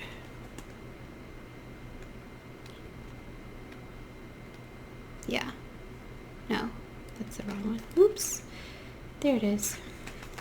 Okay, it is about the 8 stages of yoga, and this is about control of breath. So you guys have a couple here. The one that was on the bottom, the Hanuman, and now this one that talks about breathing. Okay, so I feel like meditation and breathing is really going to be really essential to you in moving forward and figuring out, what it is and how to heal.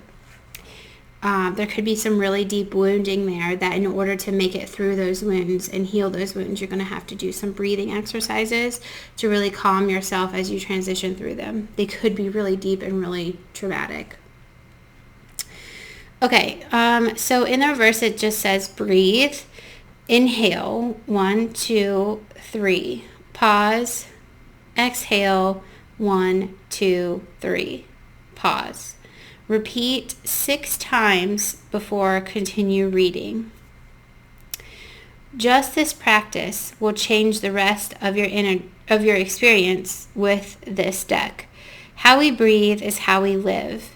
Have your breaths been fast, shallow, and rushed? Has your life had similar qualities? When we move through our breath without observance, we move through our lives without observance. Life is meant to be cherished, inhaled, devoured. Whenever things seem to be moving too quickly for words, come back to your breath, especially those times when you feel like you can't take an extra 30 seconds off to breathe. That is when you need it the most. Time is your perception. You choose how fast it moves.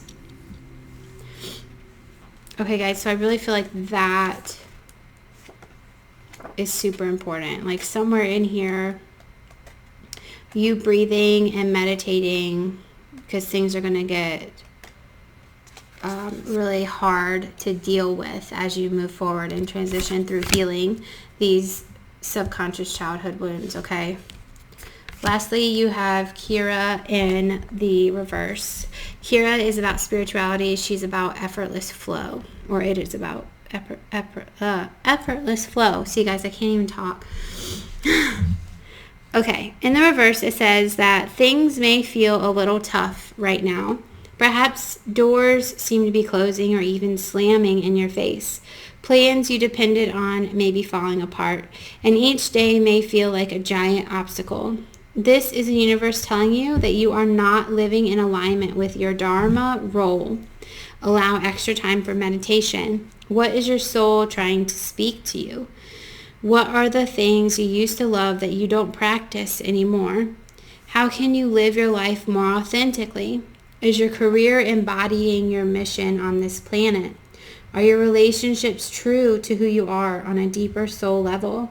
Disasters happen as reminders that we are not on a path toward our highest self. It's time to take a greater look over the steering wheel of our life and shift directions toward your truth. Okay, guys, so really powerful message there. I get it now, you guys, just with these two cards here, with the fork in the road and the cleaning it up and the surrender card and the 5 here. Okay, even the moon here too. You guys have a decision to make. You have a decision to make in regards to this relationship. Is this relationship really in alignment with who you want to be and the relationship that you want to have? I think originally this might have been what you thought you wanted, but now being into it, it might not be. Totally up to you. I'm not going to tell you how to live your life. I'm just going to be the messenger here. But there are issues. There are issues, but it doesn't necessarily mean that you have to give up on the relationship. You can heal these issues. You guys could take a break and heal these issues separately and come back and see if you guys are still in alignment. But there's definitely a decision that needs to be made, and there's definitely some inner healing that needs to happen, either on your part or their part. And time. I'm going to say on your part because we read all this pertaining to you guys, but there might also be healing on their part. And the only way that they're going to do healing is by watching you do the healing too. And that could be from a distance. It doesn't have to mean that you guys have to stay together in order to move forward. Sometimes space is needed. Sometimes separation is needed because we need to find these issues on our own and we need to heal them on our own. Okay? Really heavy reading, and I really hope you guys, move forward with this. Again, like I've been saying, like, you should check out pile 1. There might be some information there that resonates as well. Yeah, so I wish you guys the best of luck. This is all that I have for you guys. If it resonated, like the video. If not, come back in a couple of days or a couple of weeks. This is a timeless reading. Check it out again, see if it resonates then. If not, you can always check another pile as well. Share the video out to friends and family if you think it would resonate with them, or if any of my other videos would resonate with them. Again, let's get to 100 subscribers so we can start doing those giveaways. Okay, guys? Yeah, I hope you enjoyed that reading. I'll see you guys here next time. Pile 3. Hi, guys. Hope you are having an awesome day. Thanks for joining me. I just had some really powerful readings the last 2 piles. Really deep, life-changing. I have a feeling yours is going to be a lot better. I don't know. I just have this happy-go-lucky, upbeat feeling. Grabbing these cards, they have a totally different energy and vibe than the past 2 decks have had, which is awesome. I need some upbeatness because, did I feel those last 2 readings. Okay, guys, if you're new, please subscribe. I am trying to grow the channel to 100 subscribers, and once we do, we're going to be doing some awesome giveaways. They're not just going to be like tarot cards and crystals and things like that. I do have another business on the other side of the world. Not on this side, just kidding. Outside of this, that deals with the healing lifestyle. So it's called the healing lifestyle, and it's on all platforms except for Twitter. If you guys want to check it out, it is about healing your body from a genetic standpoint. Genetics is my passion, my forte. I mean, this is my passion too, but I've been going back to school for genetics and biology and health and things like that. So healing your body is important to me, especially if you have a chronic illness. So go check those out if you would like to. But yeah, so the giveaways are going to be pertaining to healing yourself as a whole. So not just your spirit and your soul, but your mind. Well, I guess that would be part of that too, but like your physical body too. And it could be some books and stuff too in there that I might give away. So 100 subscribers and I will start doing those. So share out the video to friends and family so they could check things out and see if anything resonates with them. That would be awesome. And subscribe if you have not. For all of those who are returning, welcome. Hi guys, I'm glad you are back. You guys have chosen pile 3 today. Just remember this is a general read, so not everything's going to resonate. Some things will. Take what does, leave the rest. Do not try to make it fit. All right, they want me to do this, which is weird. Okay. All right, guys, let's go. I'm going to get some past information. Was that it? I guess that was it. I'm going to get some past information about what's been going on with you in the way of love. And then we are going to get guidance. What's been happening, pile 3? I really feel really good about this though. Really good. Let's see what's on the bottom. To tell me, look at the bottom. 7 of the Swords. Nice. Oh, you got the moon. Everyone's been getting the moon. I hope you guys enjoyed the previous moon that we had. It was a strawberry moon. If you're watching this close to when I upload it. If not, because this is going to be a timeless read. If you're watching this later, then and there was a full moon, then I hope you've enjoyed it. And full moon energies are always awesome. It's a great way to start like releasing everything. All right, so what do I have for you guys today for pile 3? Guys, in the past, I feel like you offered somebody, you were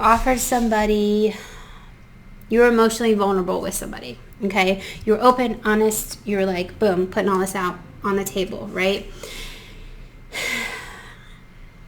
And then they didn't reciprocate it. And you kind of were like, okay, fine. I'm not going to do that again. So you kind of limited your conversations with this person. You guys might not be speaking right now, but you want to. They kind of took a step back and you're just kind of over here like, you know, what's going to happen next? You know, what do I do? Which is why probably you're watching this video. Yeah, there's no growth happening, but I'm going to tell you this person still is right here. Your person is still like watching you, but from a distance.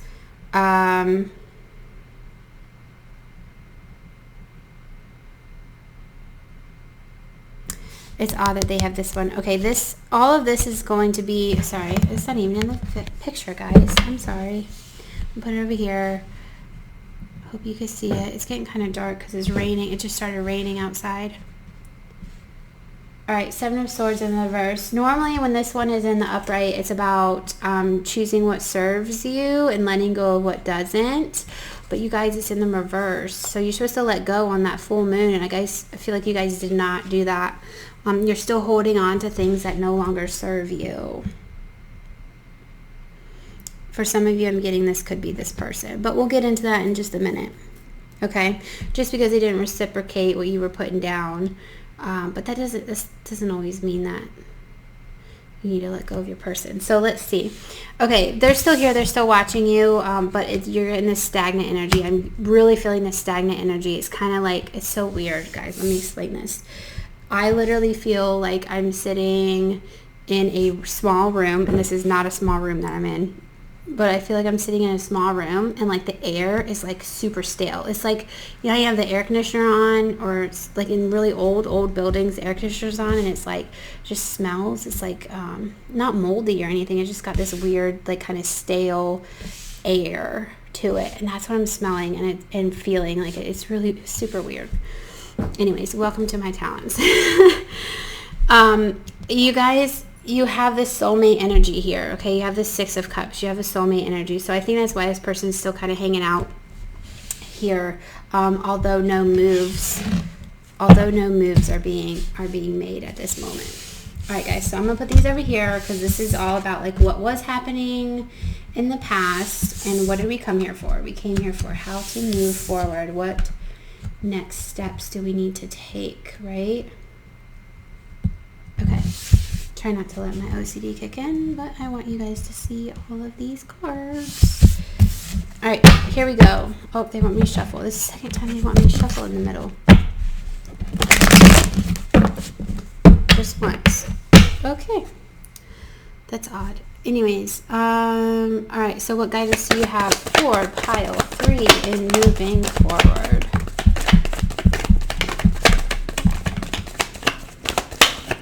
Don't you guys just love it when you see all these cards? They just start popping out like left and right.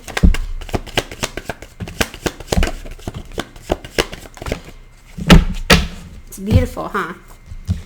All right. Da-da-da-da. Da-da-da. They said I'm going to have 2 rows. Is that true? Am I going to have 2 rows? All right. 1, 2, 3, 4, 5. 1, 2, 3, 4, 5. Look at that. 2 rows.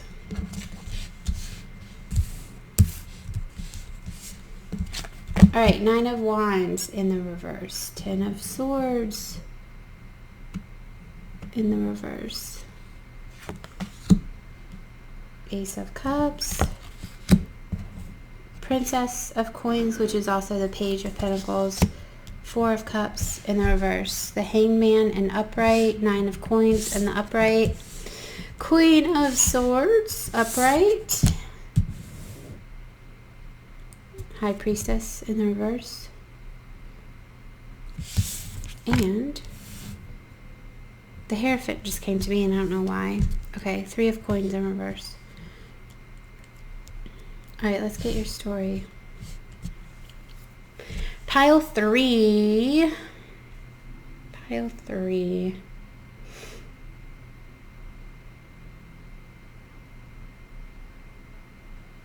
All right, pile 3. You need to be single. I'm sorry. No, I don't mean to say that so bluntly.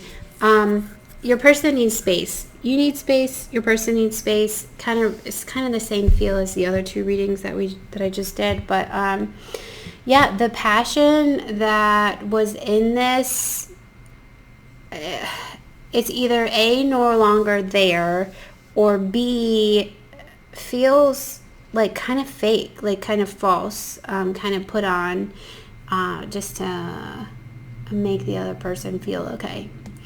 But truth be told, you guys, you've been hurt by this person in the past. Okay, let's be real.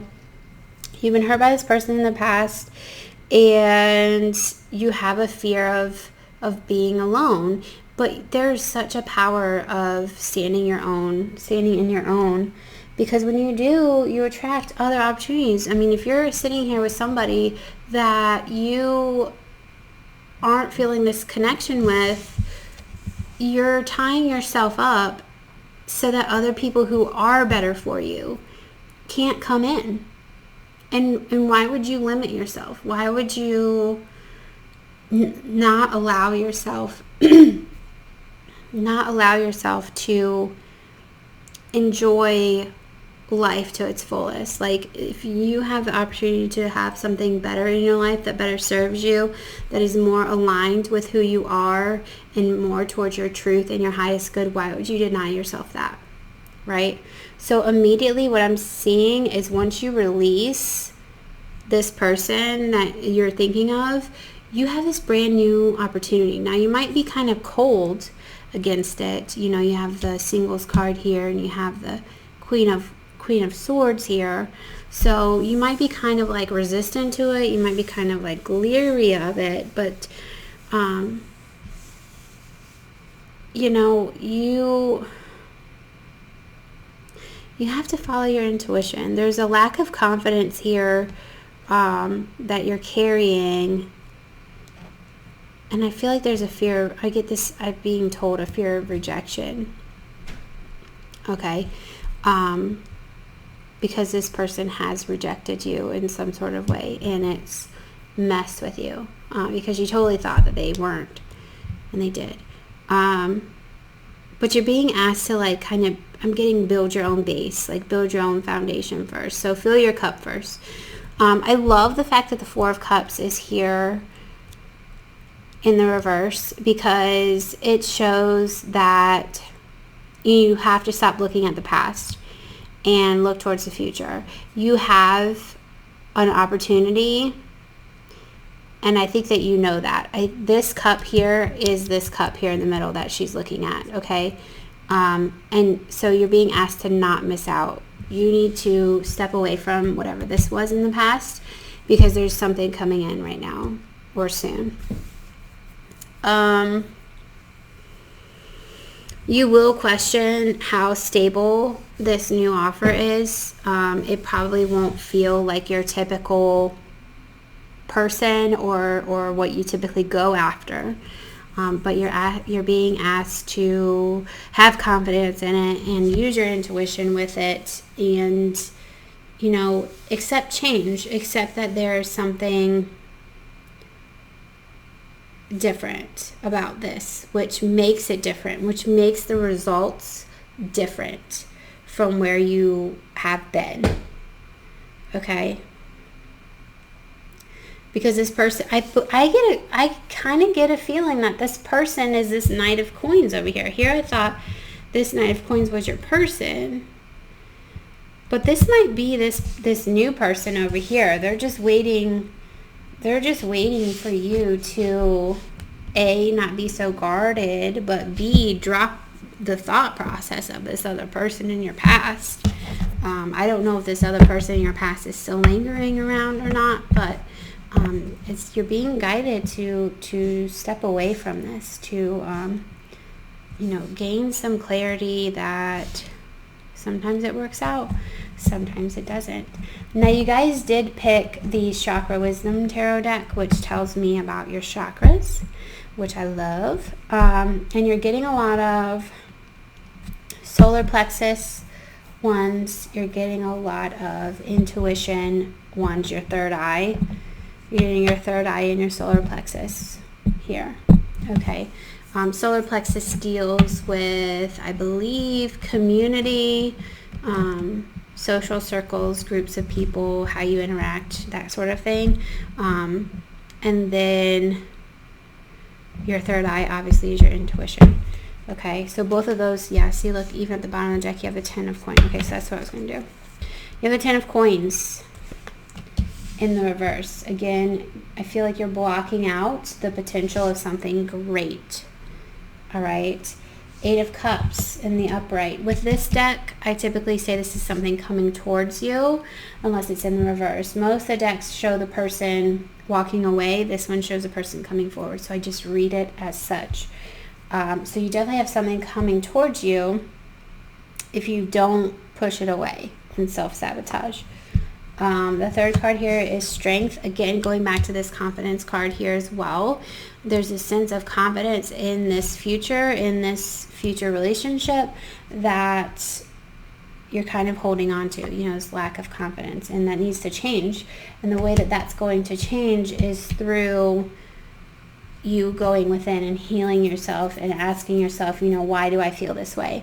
And I guarantee you're going to come up with this rejection that happened back here. Finally, you have the King of Coins here. Okay? This is this person. This person will give you stability, a whole heck of a lot more stability than anybody else has in the past. Okay? But you cannot block this person out. Okay? And I'm also getting, like, the next card is the King of Wands. I'm in reverse. I'm getting that this person is not your usual type of person. This person is not somebody that you would typically be like, oh, that's my person. You know what I mean? Like, that's who I want to pursue. Yeah, so definitely work on your solar plexus. You know what? Even your heart chakra, you got 4 cards here for your heart chakra. Work on your heart chakra as well. solar plexus, heart chakra. And those coincide. Your solar plexus is right beneath your heart chakra, so that whole area of your back right there could be in misalignment as well. For some of you that I'm just getting chiropractor care with that, and that's probably just for a small bit of you. The rest of you, for most of you, it's going to be dealing directly with your chakras, okay? Solar plexus is yellow, heart is green. All right, so let's get some guidance on this. These are the Wisdom of the Oracle deck. I'm only going to get like 2 or 3 out, probably 3. That didn't shuffle at all. All right. Why is it not shuffling? Okay. Here we go. All right, so let's get 3 cards out for some guidance in moving forward, or anything to confirm the reading.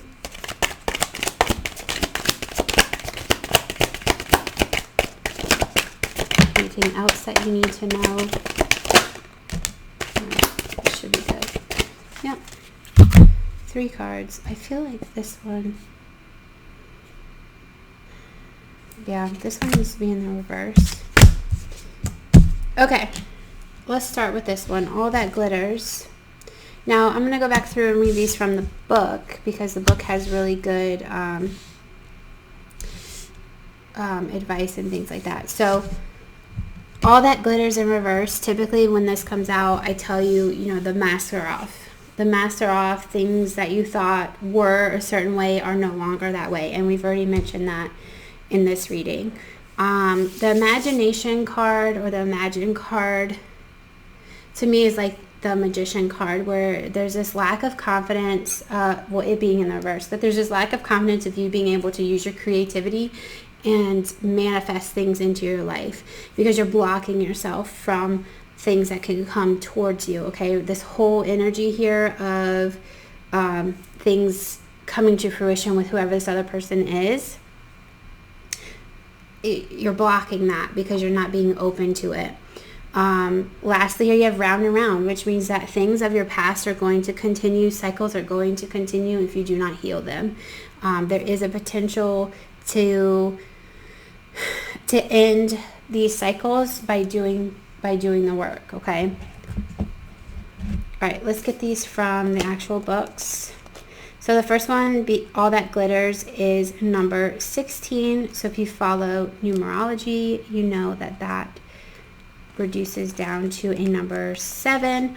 And because it's in the reverse, you guys have a protection message, which says that this is a signal to walk away from what you're contemplating. There's a thin veneer of glitter and sparkle that masks something rotten underneath. Pursuing it will only bring out a difficult situation you will be sorry you got yourself into. Stay away. Isn't it wonderful how Spirit protects you? Better things await. Again, this is also covering, this was the first one that came out, this is covering your past situations here, okay? So all that glitters is not gold, right? It is literally telling you to step away, to stay away. Next, you have number 20, also in the reverse, so also a protection message, and again, reducing down to the number 2. It says, illusions and wishful thinking rooted in a sense of lack have entered your life. Now may be the time to see things as they truly are and not as you hoped or imagined they would be. Release any fear, then envision anew. Perhaps you are anticipating that something fearful might happen and recreating that image of disaster over and over in your mind. The universe responds to such projections, so be aware of this catastrophizing. No matter what, illusions are awfulizing. Illusions and awfulizing are a misuse of imagination. Clear the inner slate and stay grounded. Stay real. Only then can you truly have what you desire. Again, guys, the first thing it says is that there's a root in a sense of lack, okay? That your mind is rooted in a sense of lack. And I really feel that. I feel like you guys are clinging to this thing of the past, and you're fearful, like I said earlier, of walking away and being on your own. But it's when you do that that new opportunities come forward, right?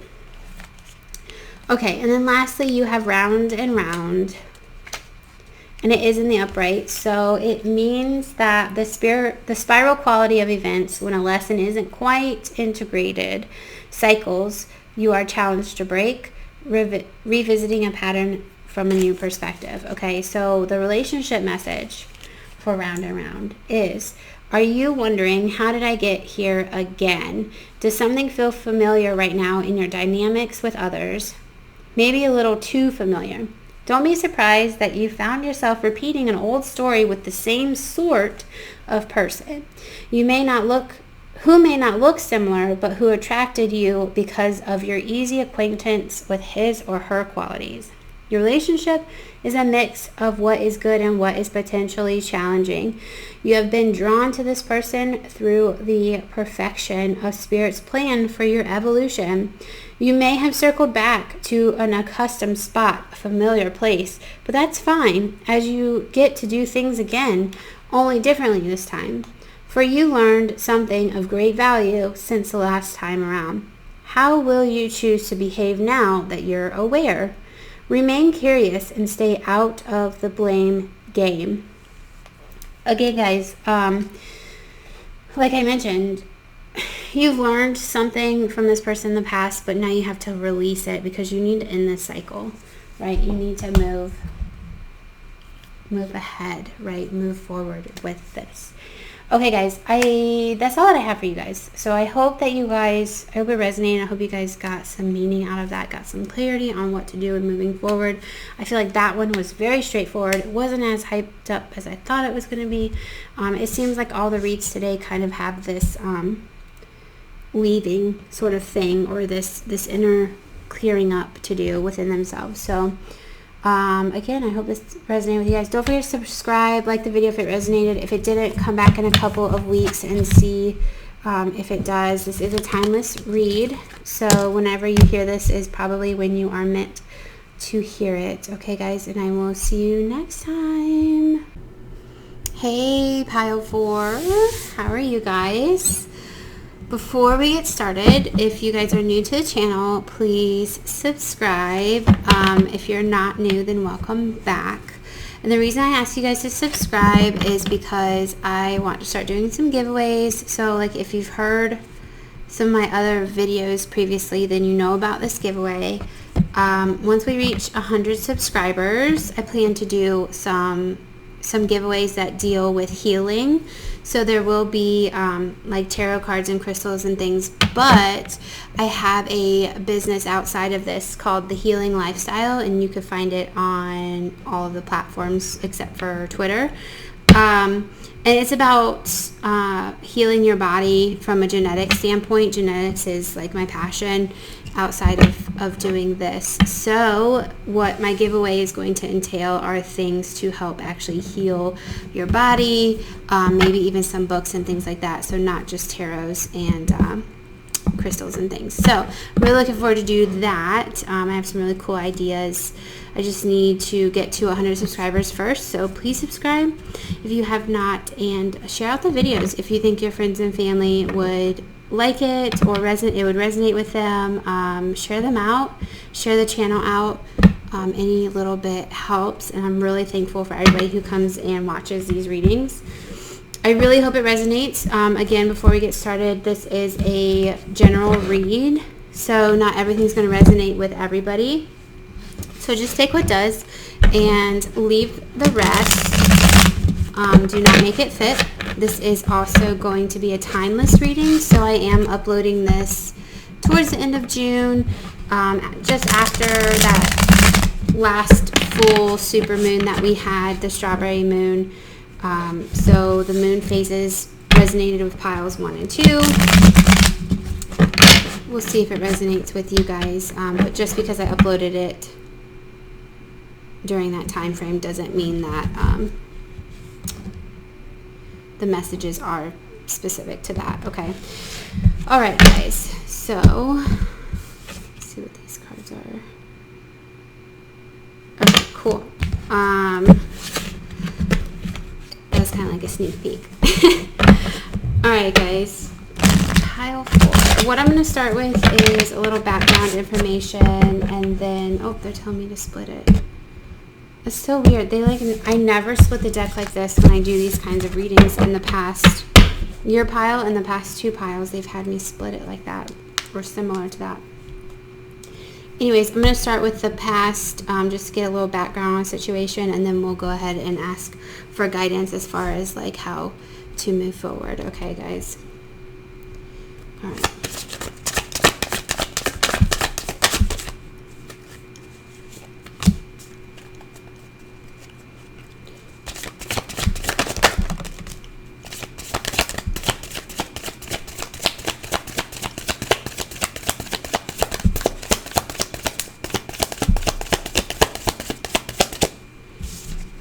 For those of you who like to know what decks I'm using, this is the Light Seers Tarot, and I list them below in the description box, so just make sure you guys check out the description box as well. Lots of information in there, actually.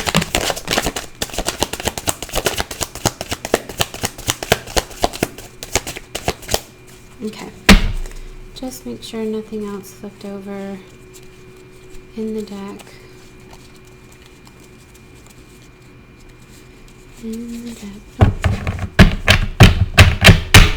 Alright, pile 4. Let's see what we have here.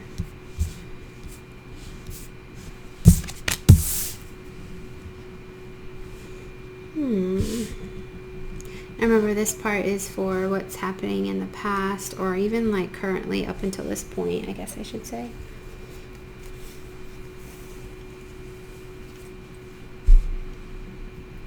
Wow, okay, I'm getting like really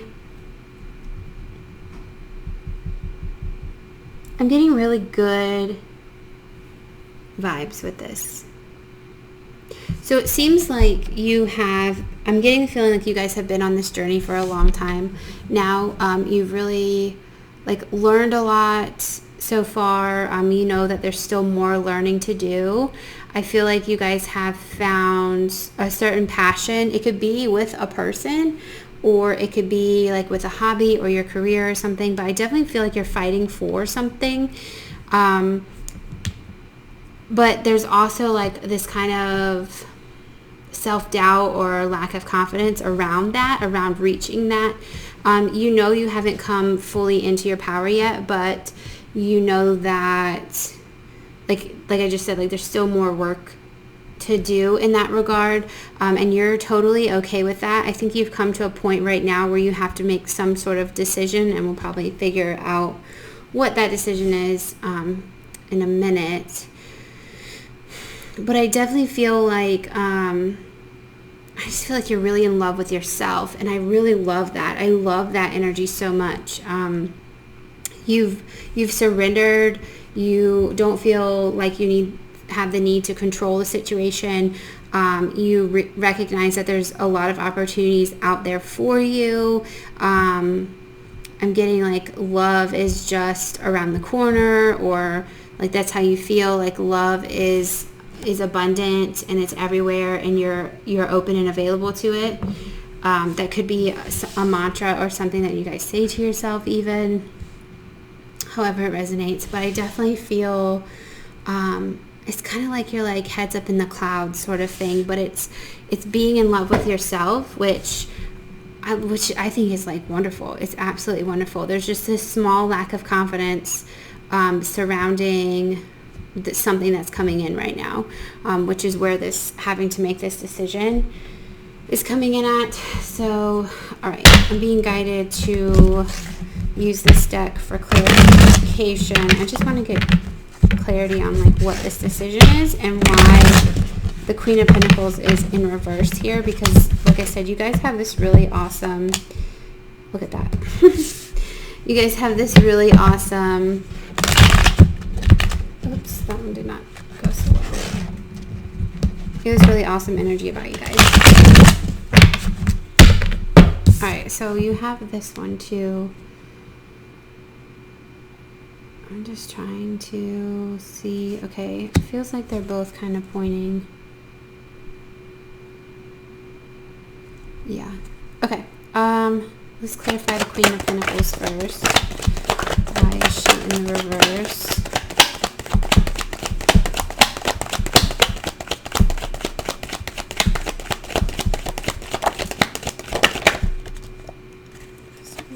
Come out too. Okay, guys. Wow. So you have the 4 here. Again, but it's in the upright. The 9 of Pentacles. Yeah, okay. So I'm getting that there is this healing. My ears just started ringing, by the way, too.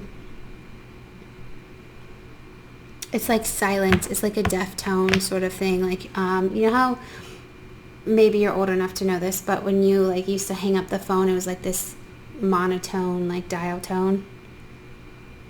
That's what I'm hearing. It's like silence on the other end. Okay, so maybe there's nobody around you right now. I feel like there might have been, and you kind of surrendered that. You're definitely looking at the past situation, like you've moved on from this situation, but it still kind of resonates underneath the surface here, which is what's holding you back from this confidence. You don't want to stay single forever, and you know, who could blame you for that one? But you don't want to stay single forever, and you're just kind of sort of stuck on how to go about gaining this confidence. You even have, okay, so you even have the Empress in reverse. The Empress and the Queen of Pentacles, for me, really, like, they like coincide. They really are pretty much the same in my eyes. It's like the Queen of Pentacles is kind of like a step down from the Empress, but very, very, very similar energies. And both of these are in the reverse. You have the Justice in the reverse, which kind of tells me you gave a lot to the situation, the previous situation, whichever one that you're reminiscing about back here. And I think there might even be a fear of when you move on or when you meet somebody new that you're going to be in that same situation, that you're going to be the one that gives a lot. And that's kind of where this lack of confidence is coming from.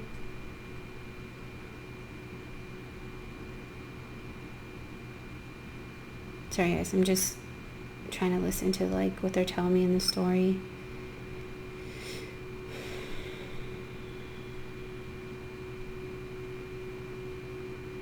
I'm getting like you haven't quite found your power yet. You haven't quite found that strength. And what's holding you back is emotions that are tied up in the past. Basically, I'm getting the card that's in this other deck that I have that says, when I think I've surrendered, I surrender more, or something like that. That's what I'm getting for you guys. It's like, okay, you've surrendered things of the past, and you're still being asked to go one step further, to keep surrendering. And I think you know that. I think you know that, like I said earlier, like there's still some work to do, and you're okay with that. But it has to do with you giving a lot of yourself. You could be a people pleaser type of person. They're telling me to tell you about this. So I just finished reading this book called The Audacity to Be Queen by Gina DeVee, and it's a really good book. And she talks about two things. She talks about the people pleaser, which comes from a place of the injured female, and that could be whether you're male or female. We all carry both feminine and masculine energies.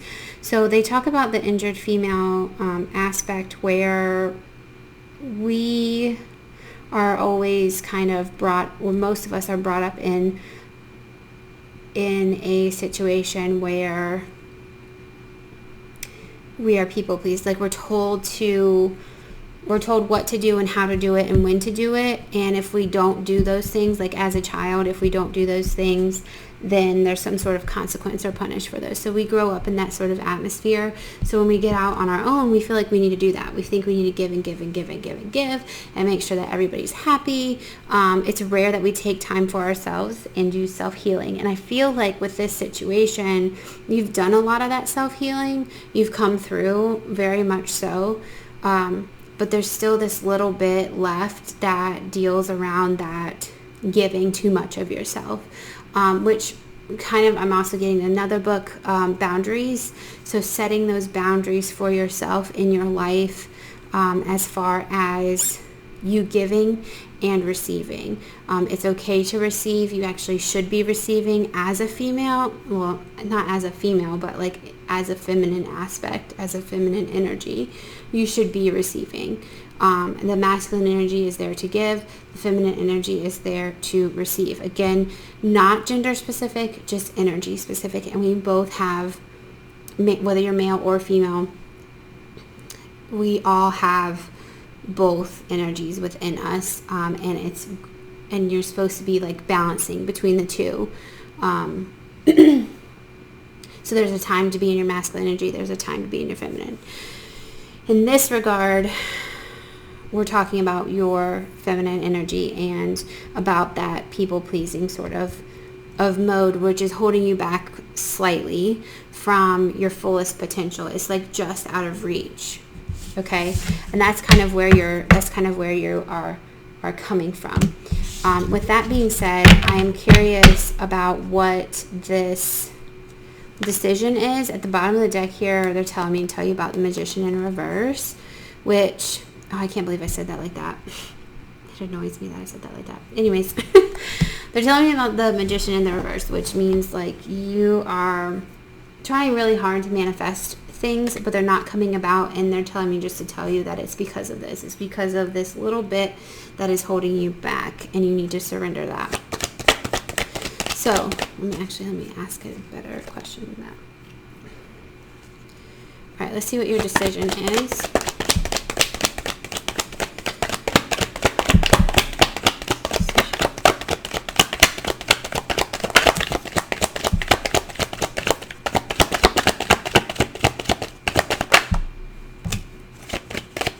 Okay, so easy enough.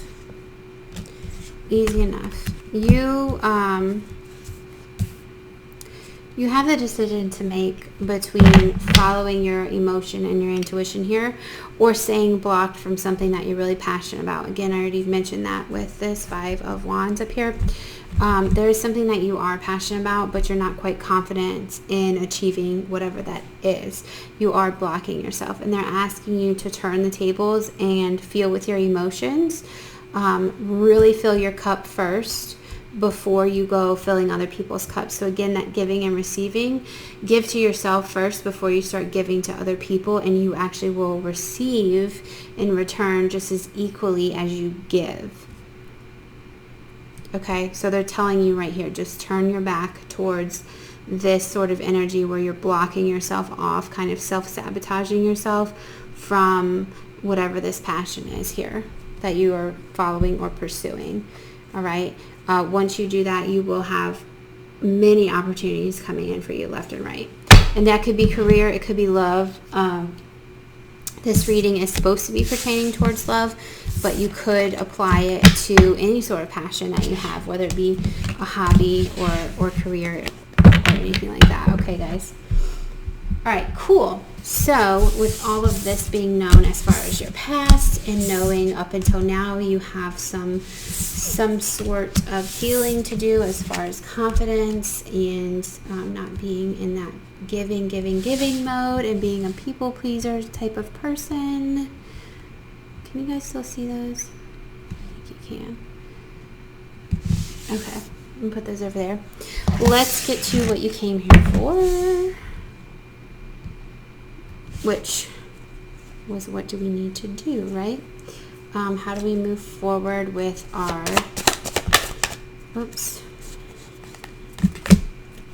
how do we move forward? What guidance do we have moving forward?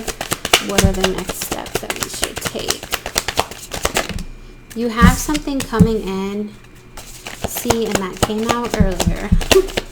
You have something coming in, and this is indicating that there's a passion between you and another person. So you have something coming in, or that is, I should say, trying to come in super fast. But with you being in that energy that I just showed you over here, where there's this blockage from it, you're kind of getting, why am I getting the word devoid? But you're like being defensive, you're being avoidant of whatever this passion is, and it could very well be this person. You're blocking that energy here because of that confidence, because you don't want to repeat the cycle. Totally understandable. But they are telling you to nurture this, like to be open to nurturing this. It is safe. I'm getting that. It is safe to love is what they're telling me to tell you, okay? Man, the spirit guides are like coming through really strong for you guys tonight. Okay, let's continue.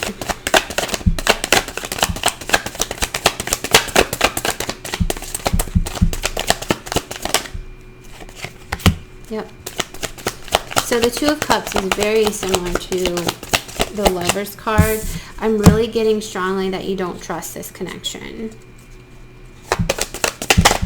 Like it's kind of like too good to be true. And they're just kind of watching you from afar, or you might actually be watching them from afar, and you're like, there's no way. There's no way that this person could be interested in me. There's no way. And I feel like that's what you're feeling. Just remember that what your thoughts are become reality. So just be cautious in that regard. Okay, lots of cards, lots of cards. Lots of cards. All right, as far as this group of cards here, you have the self-healing, which came out in the previous deck when I clarified that. So this is saying, like, once you start healing yourself, this person's going to walk in. We see that here as well. That person's going to walk towards you in such a way that it's going to happen really quickly. Okay, they aren't going to be patient with you. They're going to be moving towards you like super, even this card goes with this, so super quickly. I'm sorry guys, OCD is kicking in just a little bit, trying to get all these cards in view for you without like crossing them over so much, but whatever. I have to let it go. Okay, but yeah, so they're coming in, once you do this healing here, they're going to start coming in like super fast. It actually might be, I'm getting that it's going to be so fast that you're not going to be comfortable with it. And that's kind of going back to this where it says just nurture it. You do have a couple of sevens on the board. Let's see what else they can tell us. Yeah, because you're not doing the healing, you're not taking this leap of faith. All right, so what we want to know is like what, let me see how to phrase this question. Okay. What do we know? We know there's people-pleasing, giving from things in the past. We know we need to go in and heal, and this person is going to take it super fast.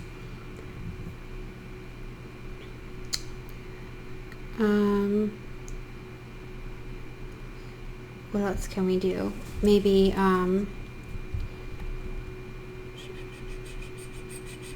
let's, you know what, I'm going to change this up a little bit. Let's do what this person wants, what their intentions are. Yeah, a new beginning.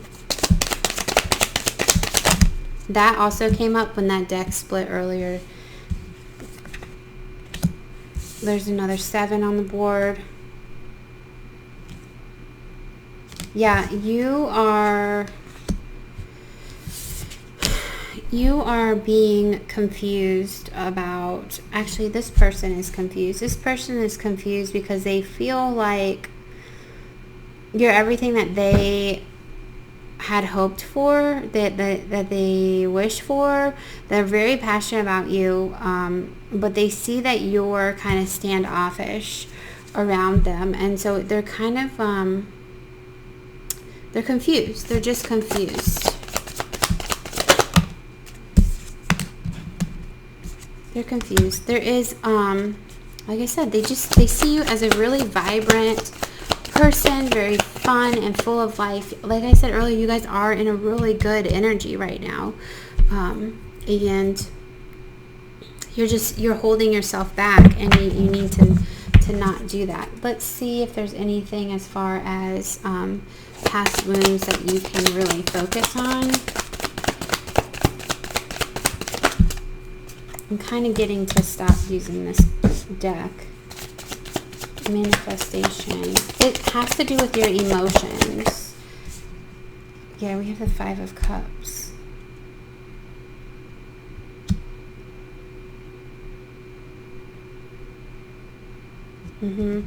You're like, yeah, look at that. Okay, so bottom of the deck, you have a 3 of Swords. It's basically telling me that whatever has happened in your past, it's been very detrimental to you and how you move forward. You still kind of feel that pain, even though you feel like you've healed and moved on. Again, that surrender more is coming through. Really letting go and surrendering of the past, recognizing the past for the lessons that it gave you, knowing that this future connection is not that past connection. It is something totally different, and it is worth investing in. It is worth investing your time in and nurturing it. This is everything that you've been manifesting, okay? They are waiting. They are right here waiting to come in with all this love and passion and stability and everything for you. Because you've drawn that in. You've focused on that. You've drawn it in. You've done the healing. You're like, I'm going to do me. And I'm going to heal myself and do the work. And this is what I'm looking for in this person. And they see you as this really soulful sort of person. You have a lot of the purples and the reds. So from root chakra to crown chakra, fully aligned here, right? And they see that your vibrations are high. You come from a different standpoint than most people, and they see that, and it's a matter of you seeing that in yourself, but trusting the situation, because they're ready. Like, they are so ready to come towards you. You have the Knight of Swords, Knight of Cups, and so much movement with these 4 here. And in the center of the read here, you have that Sun card. They really do want to come together with you and build a seriously solid foundation. Okay, let's get some oracle cards out. More so for a confirmation. See what else. Sorry, there's something on one of my card decks. See what else comes out for you guys. So I'm going to start with these. I'm just being called towards these. This is the Wisdom of the Oracle. I will be reading these in the reverse if they do come up as such. I used to not. Oh, they want me to split it. That is so weird. They never want me to split these decks. Alright, here we go. Oh, I saw something flip. What was it?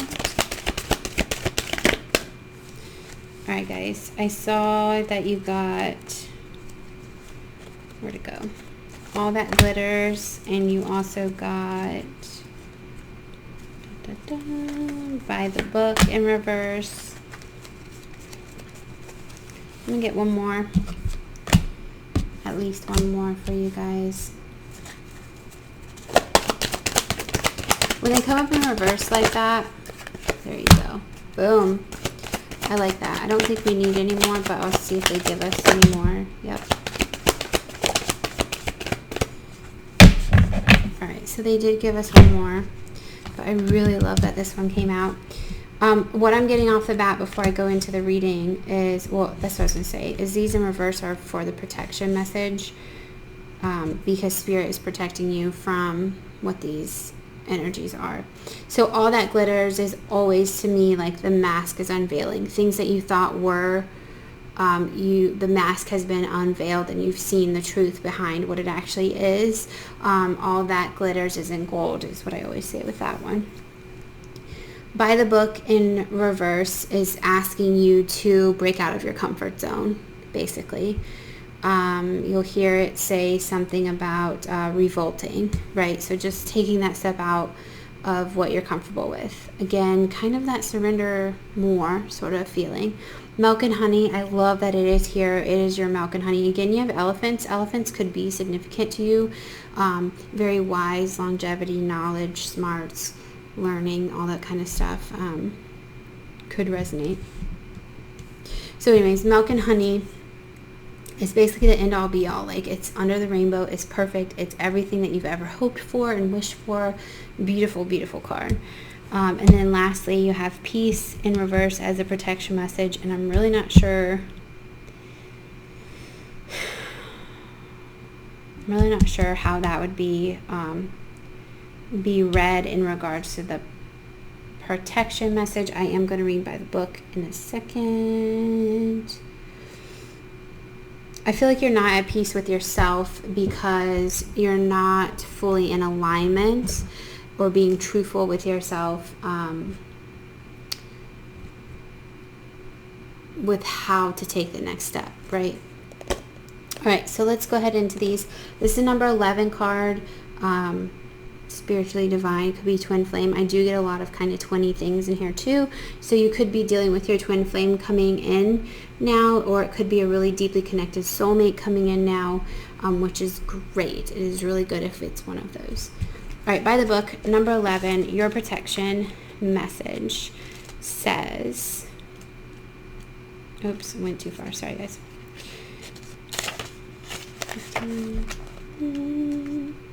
13, 12, 11. Here we go.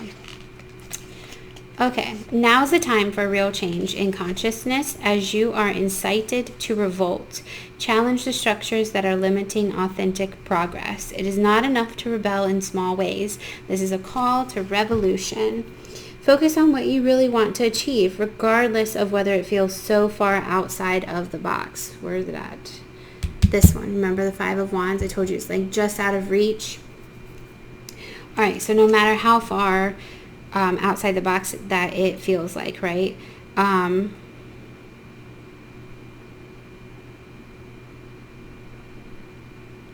Focus on, okay, regardless of whether it feels so far outside the box that the established order may reject it. Genius, invention, and transformation are rarely comfortable and less likely to be accepted by the mainstream. It may be time for you to say no to the way of your group, take a stand, make real changes. It could be that the structure of your inner world is alerting you to the need for a complete overhaul. This is a time for transformation, so let go of the fear of change. Your intuition will lead you through the darkness. There's no turning back now. Trust the light will dawn. Epiphanies will surely lead to miracles. Okay, guys, so again, that whole surrendering aspect, releasing things that no longer serve you, stepping outside of what's comfortable, all that kind of good stuff, right? All right, then you have all that glitters, and again, you have a protection message with that, and it says, this is a signal to walk away from what you're contemplating. There's a thin veneer of glitter and sparkle that masks something rotten underneath. Pursuing it will only bring about a difficult situation you will be sorry you got yourself into. Stay away. Isn't it wonderful how Spirit protects you? Better things await. And I feel like this is really resonating with what we talked about as far as being a people pleaser goes, is you are still being attached to the way things were previously in the past. And this is telling you that, like, walk away. Okay, I'm getting two messages from this, really. It's telling you to walk away from you holding on to the things of the past, but it's also telling you that if you continue to think this way, that you need to stay away from the things that are coming in, that rejection will ultimately happen. Okay, so kind of see it as like as a lesson to be learned as far as the past goes, and a warning towards the future if you stay in that mode of being unsure of what lies beneath, right? Okay. Next we have Milk and Honey, which is number 51. This one was 16, by the way, which reduces to 7. And then this, like I said, is 51, so it reduces to 6. For those of you who do follow numerology. All right, 51 is like the second to last card, I believe. There's 52. So this is actually in the upright.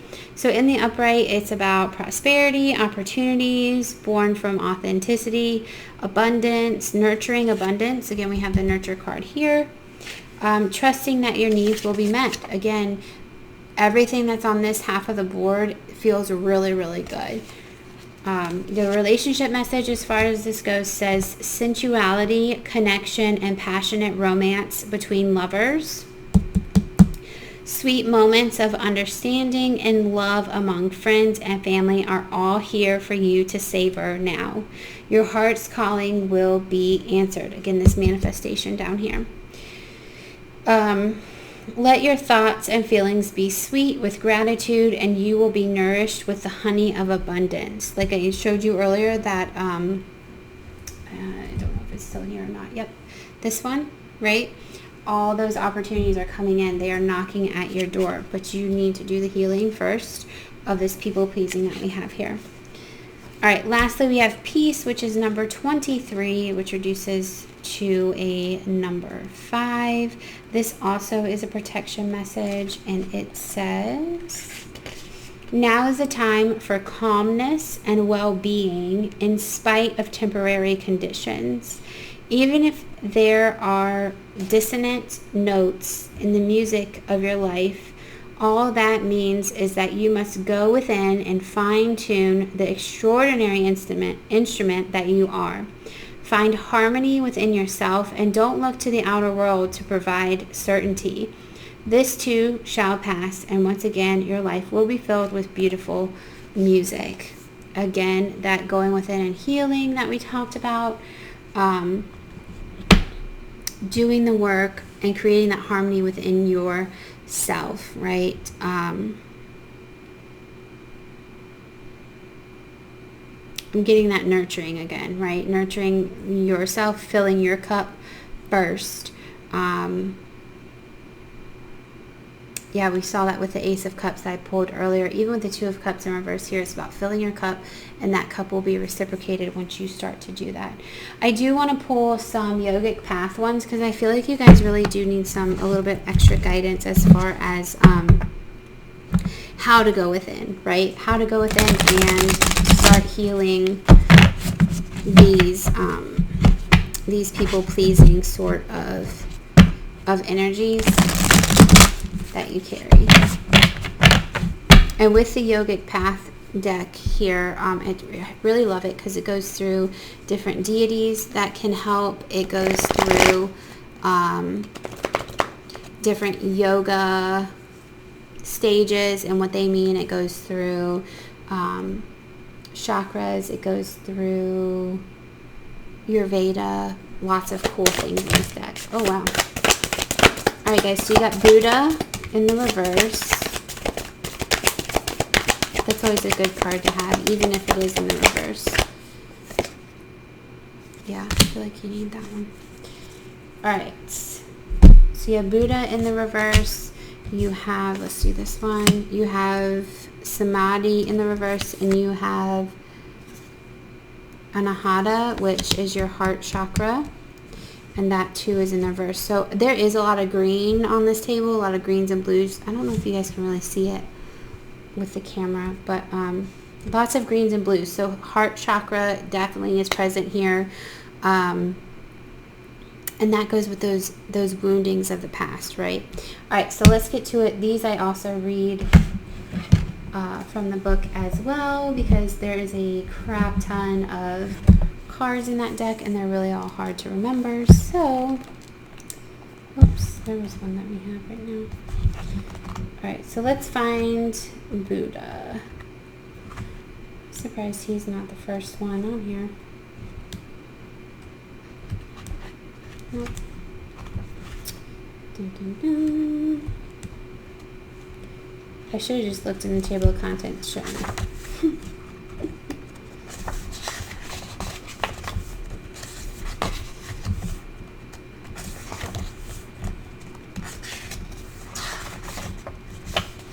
Alright, I'm going to have to look in the table of contents because I do not see.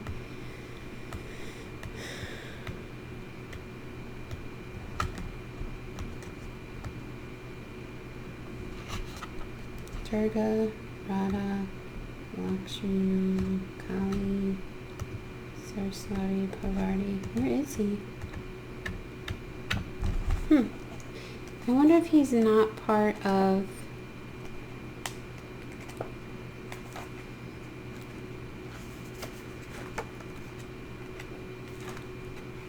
Oh, you know what? He's probably part of spirituality.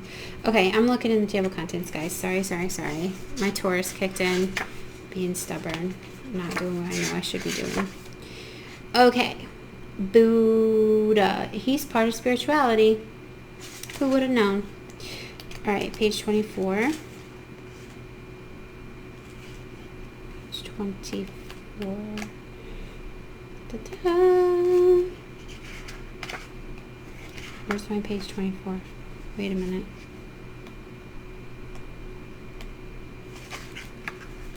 He's not on page 24. 29. Okay. Sorry, guys. Sorry about that. Alright, Buddha in the reverse.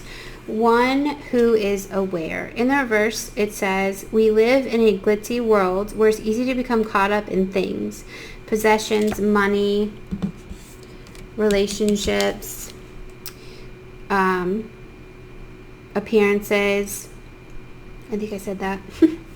While these things are not inherently bad, as nothing is, they often inhibit us from remembering our own truth, who we are without these things.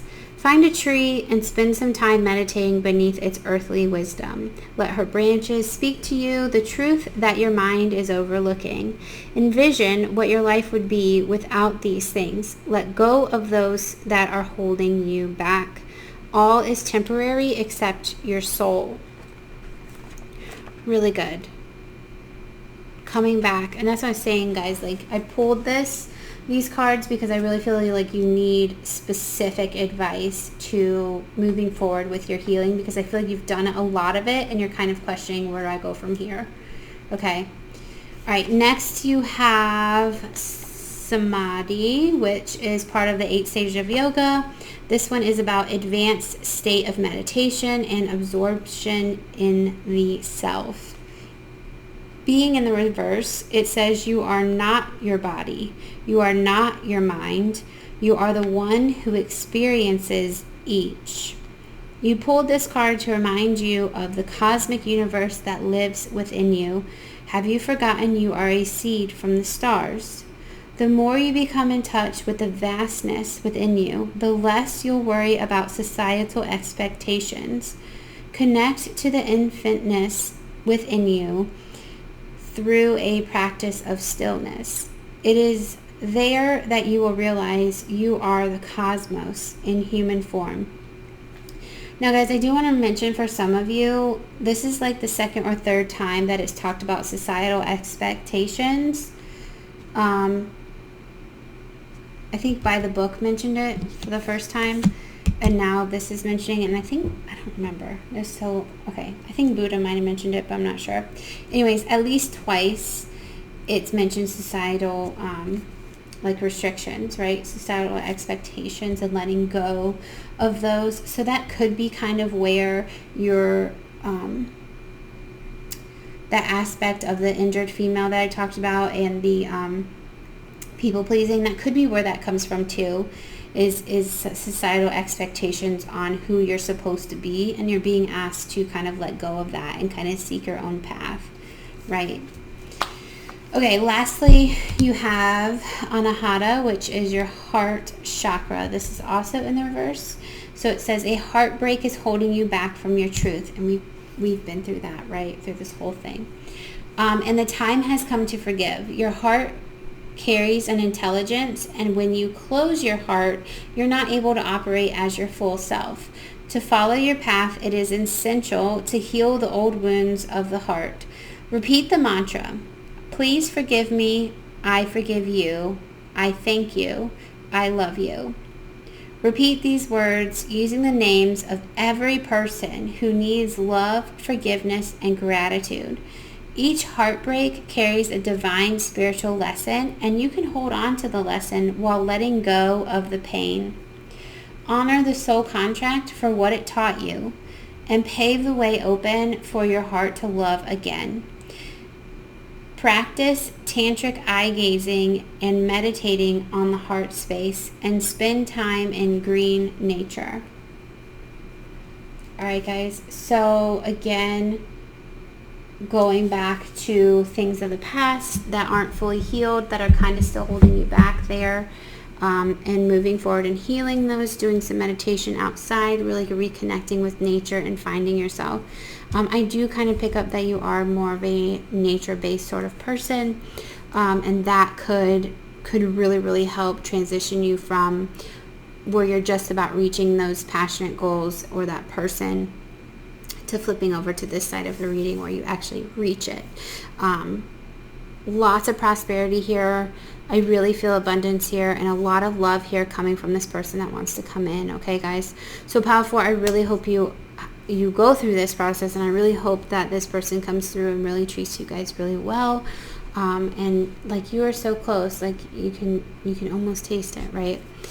All right, so subscribe to the channel if you have not. Please share the video out so we can get to those 100 subscribers, or share the channel out if you think your friends and family would resonate with it. And like the video, please, and thank you if it resonated with you guys. I do have other videos on the channel.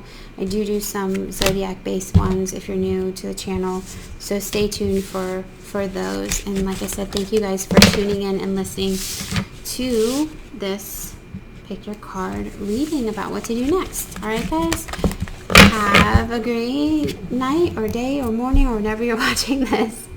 Bye, guys.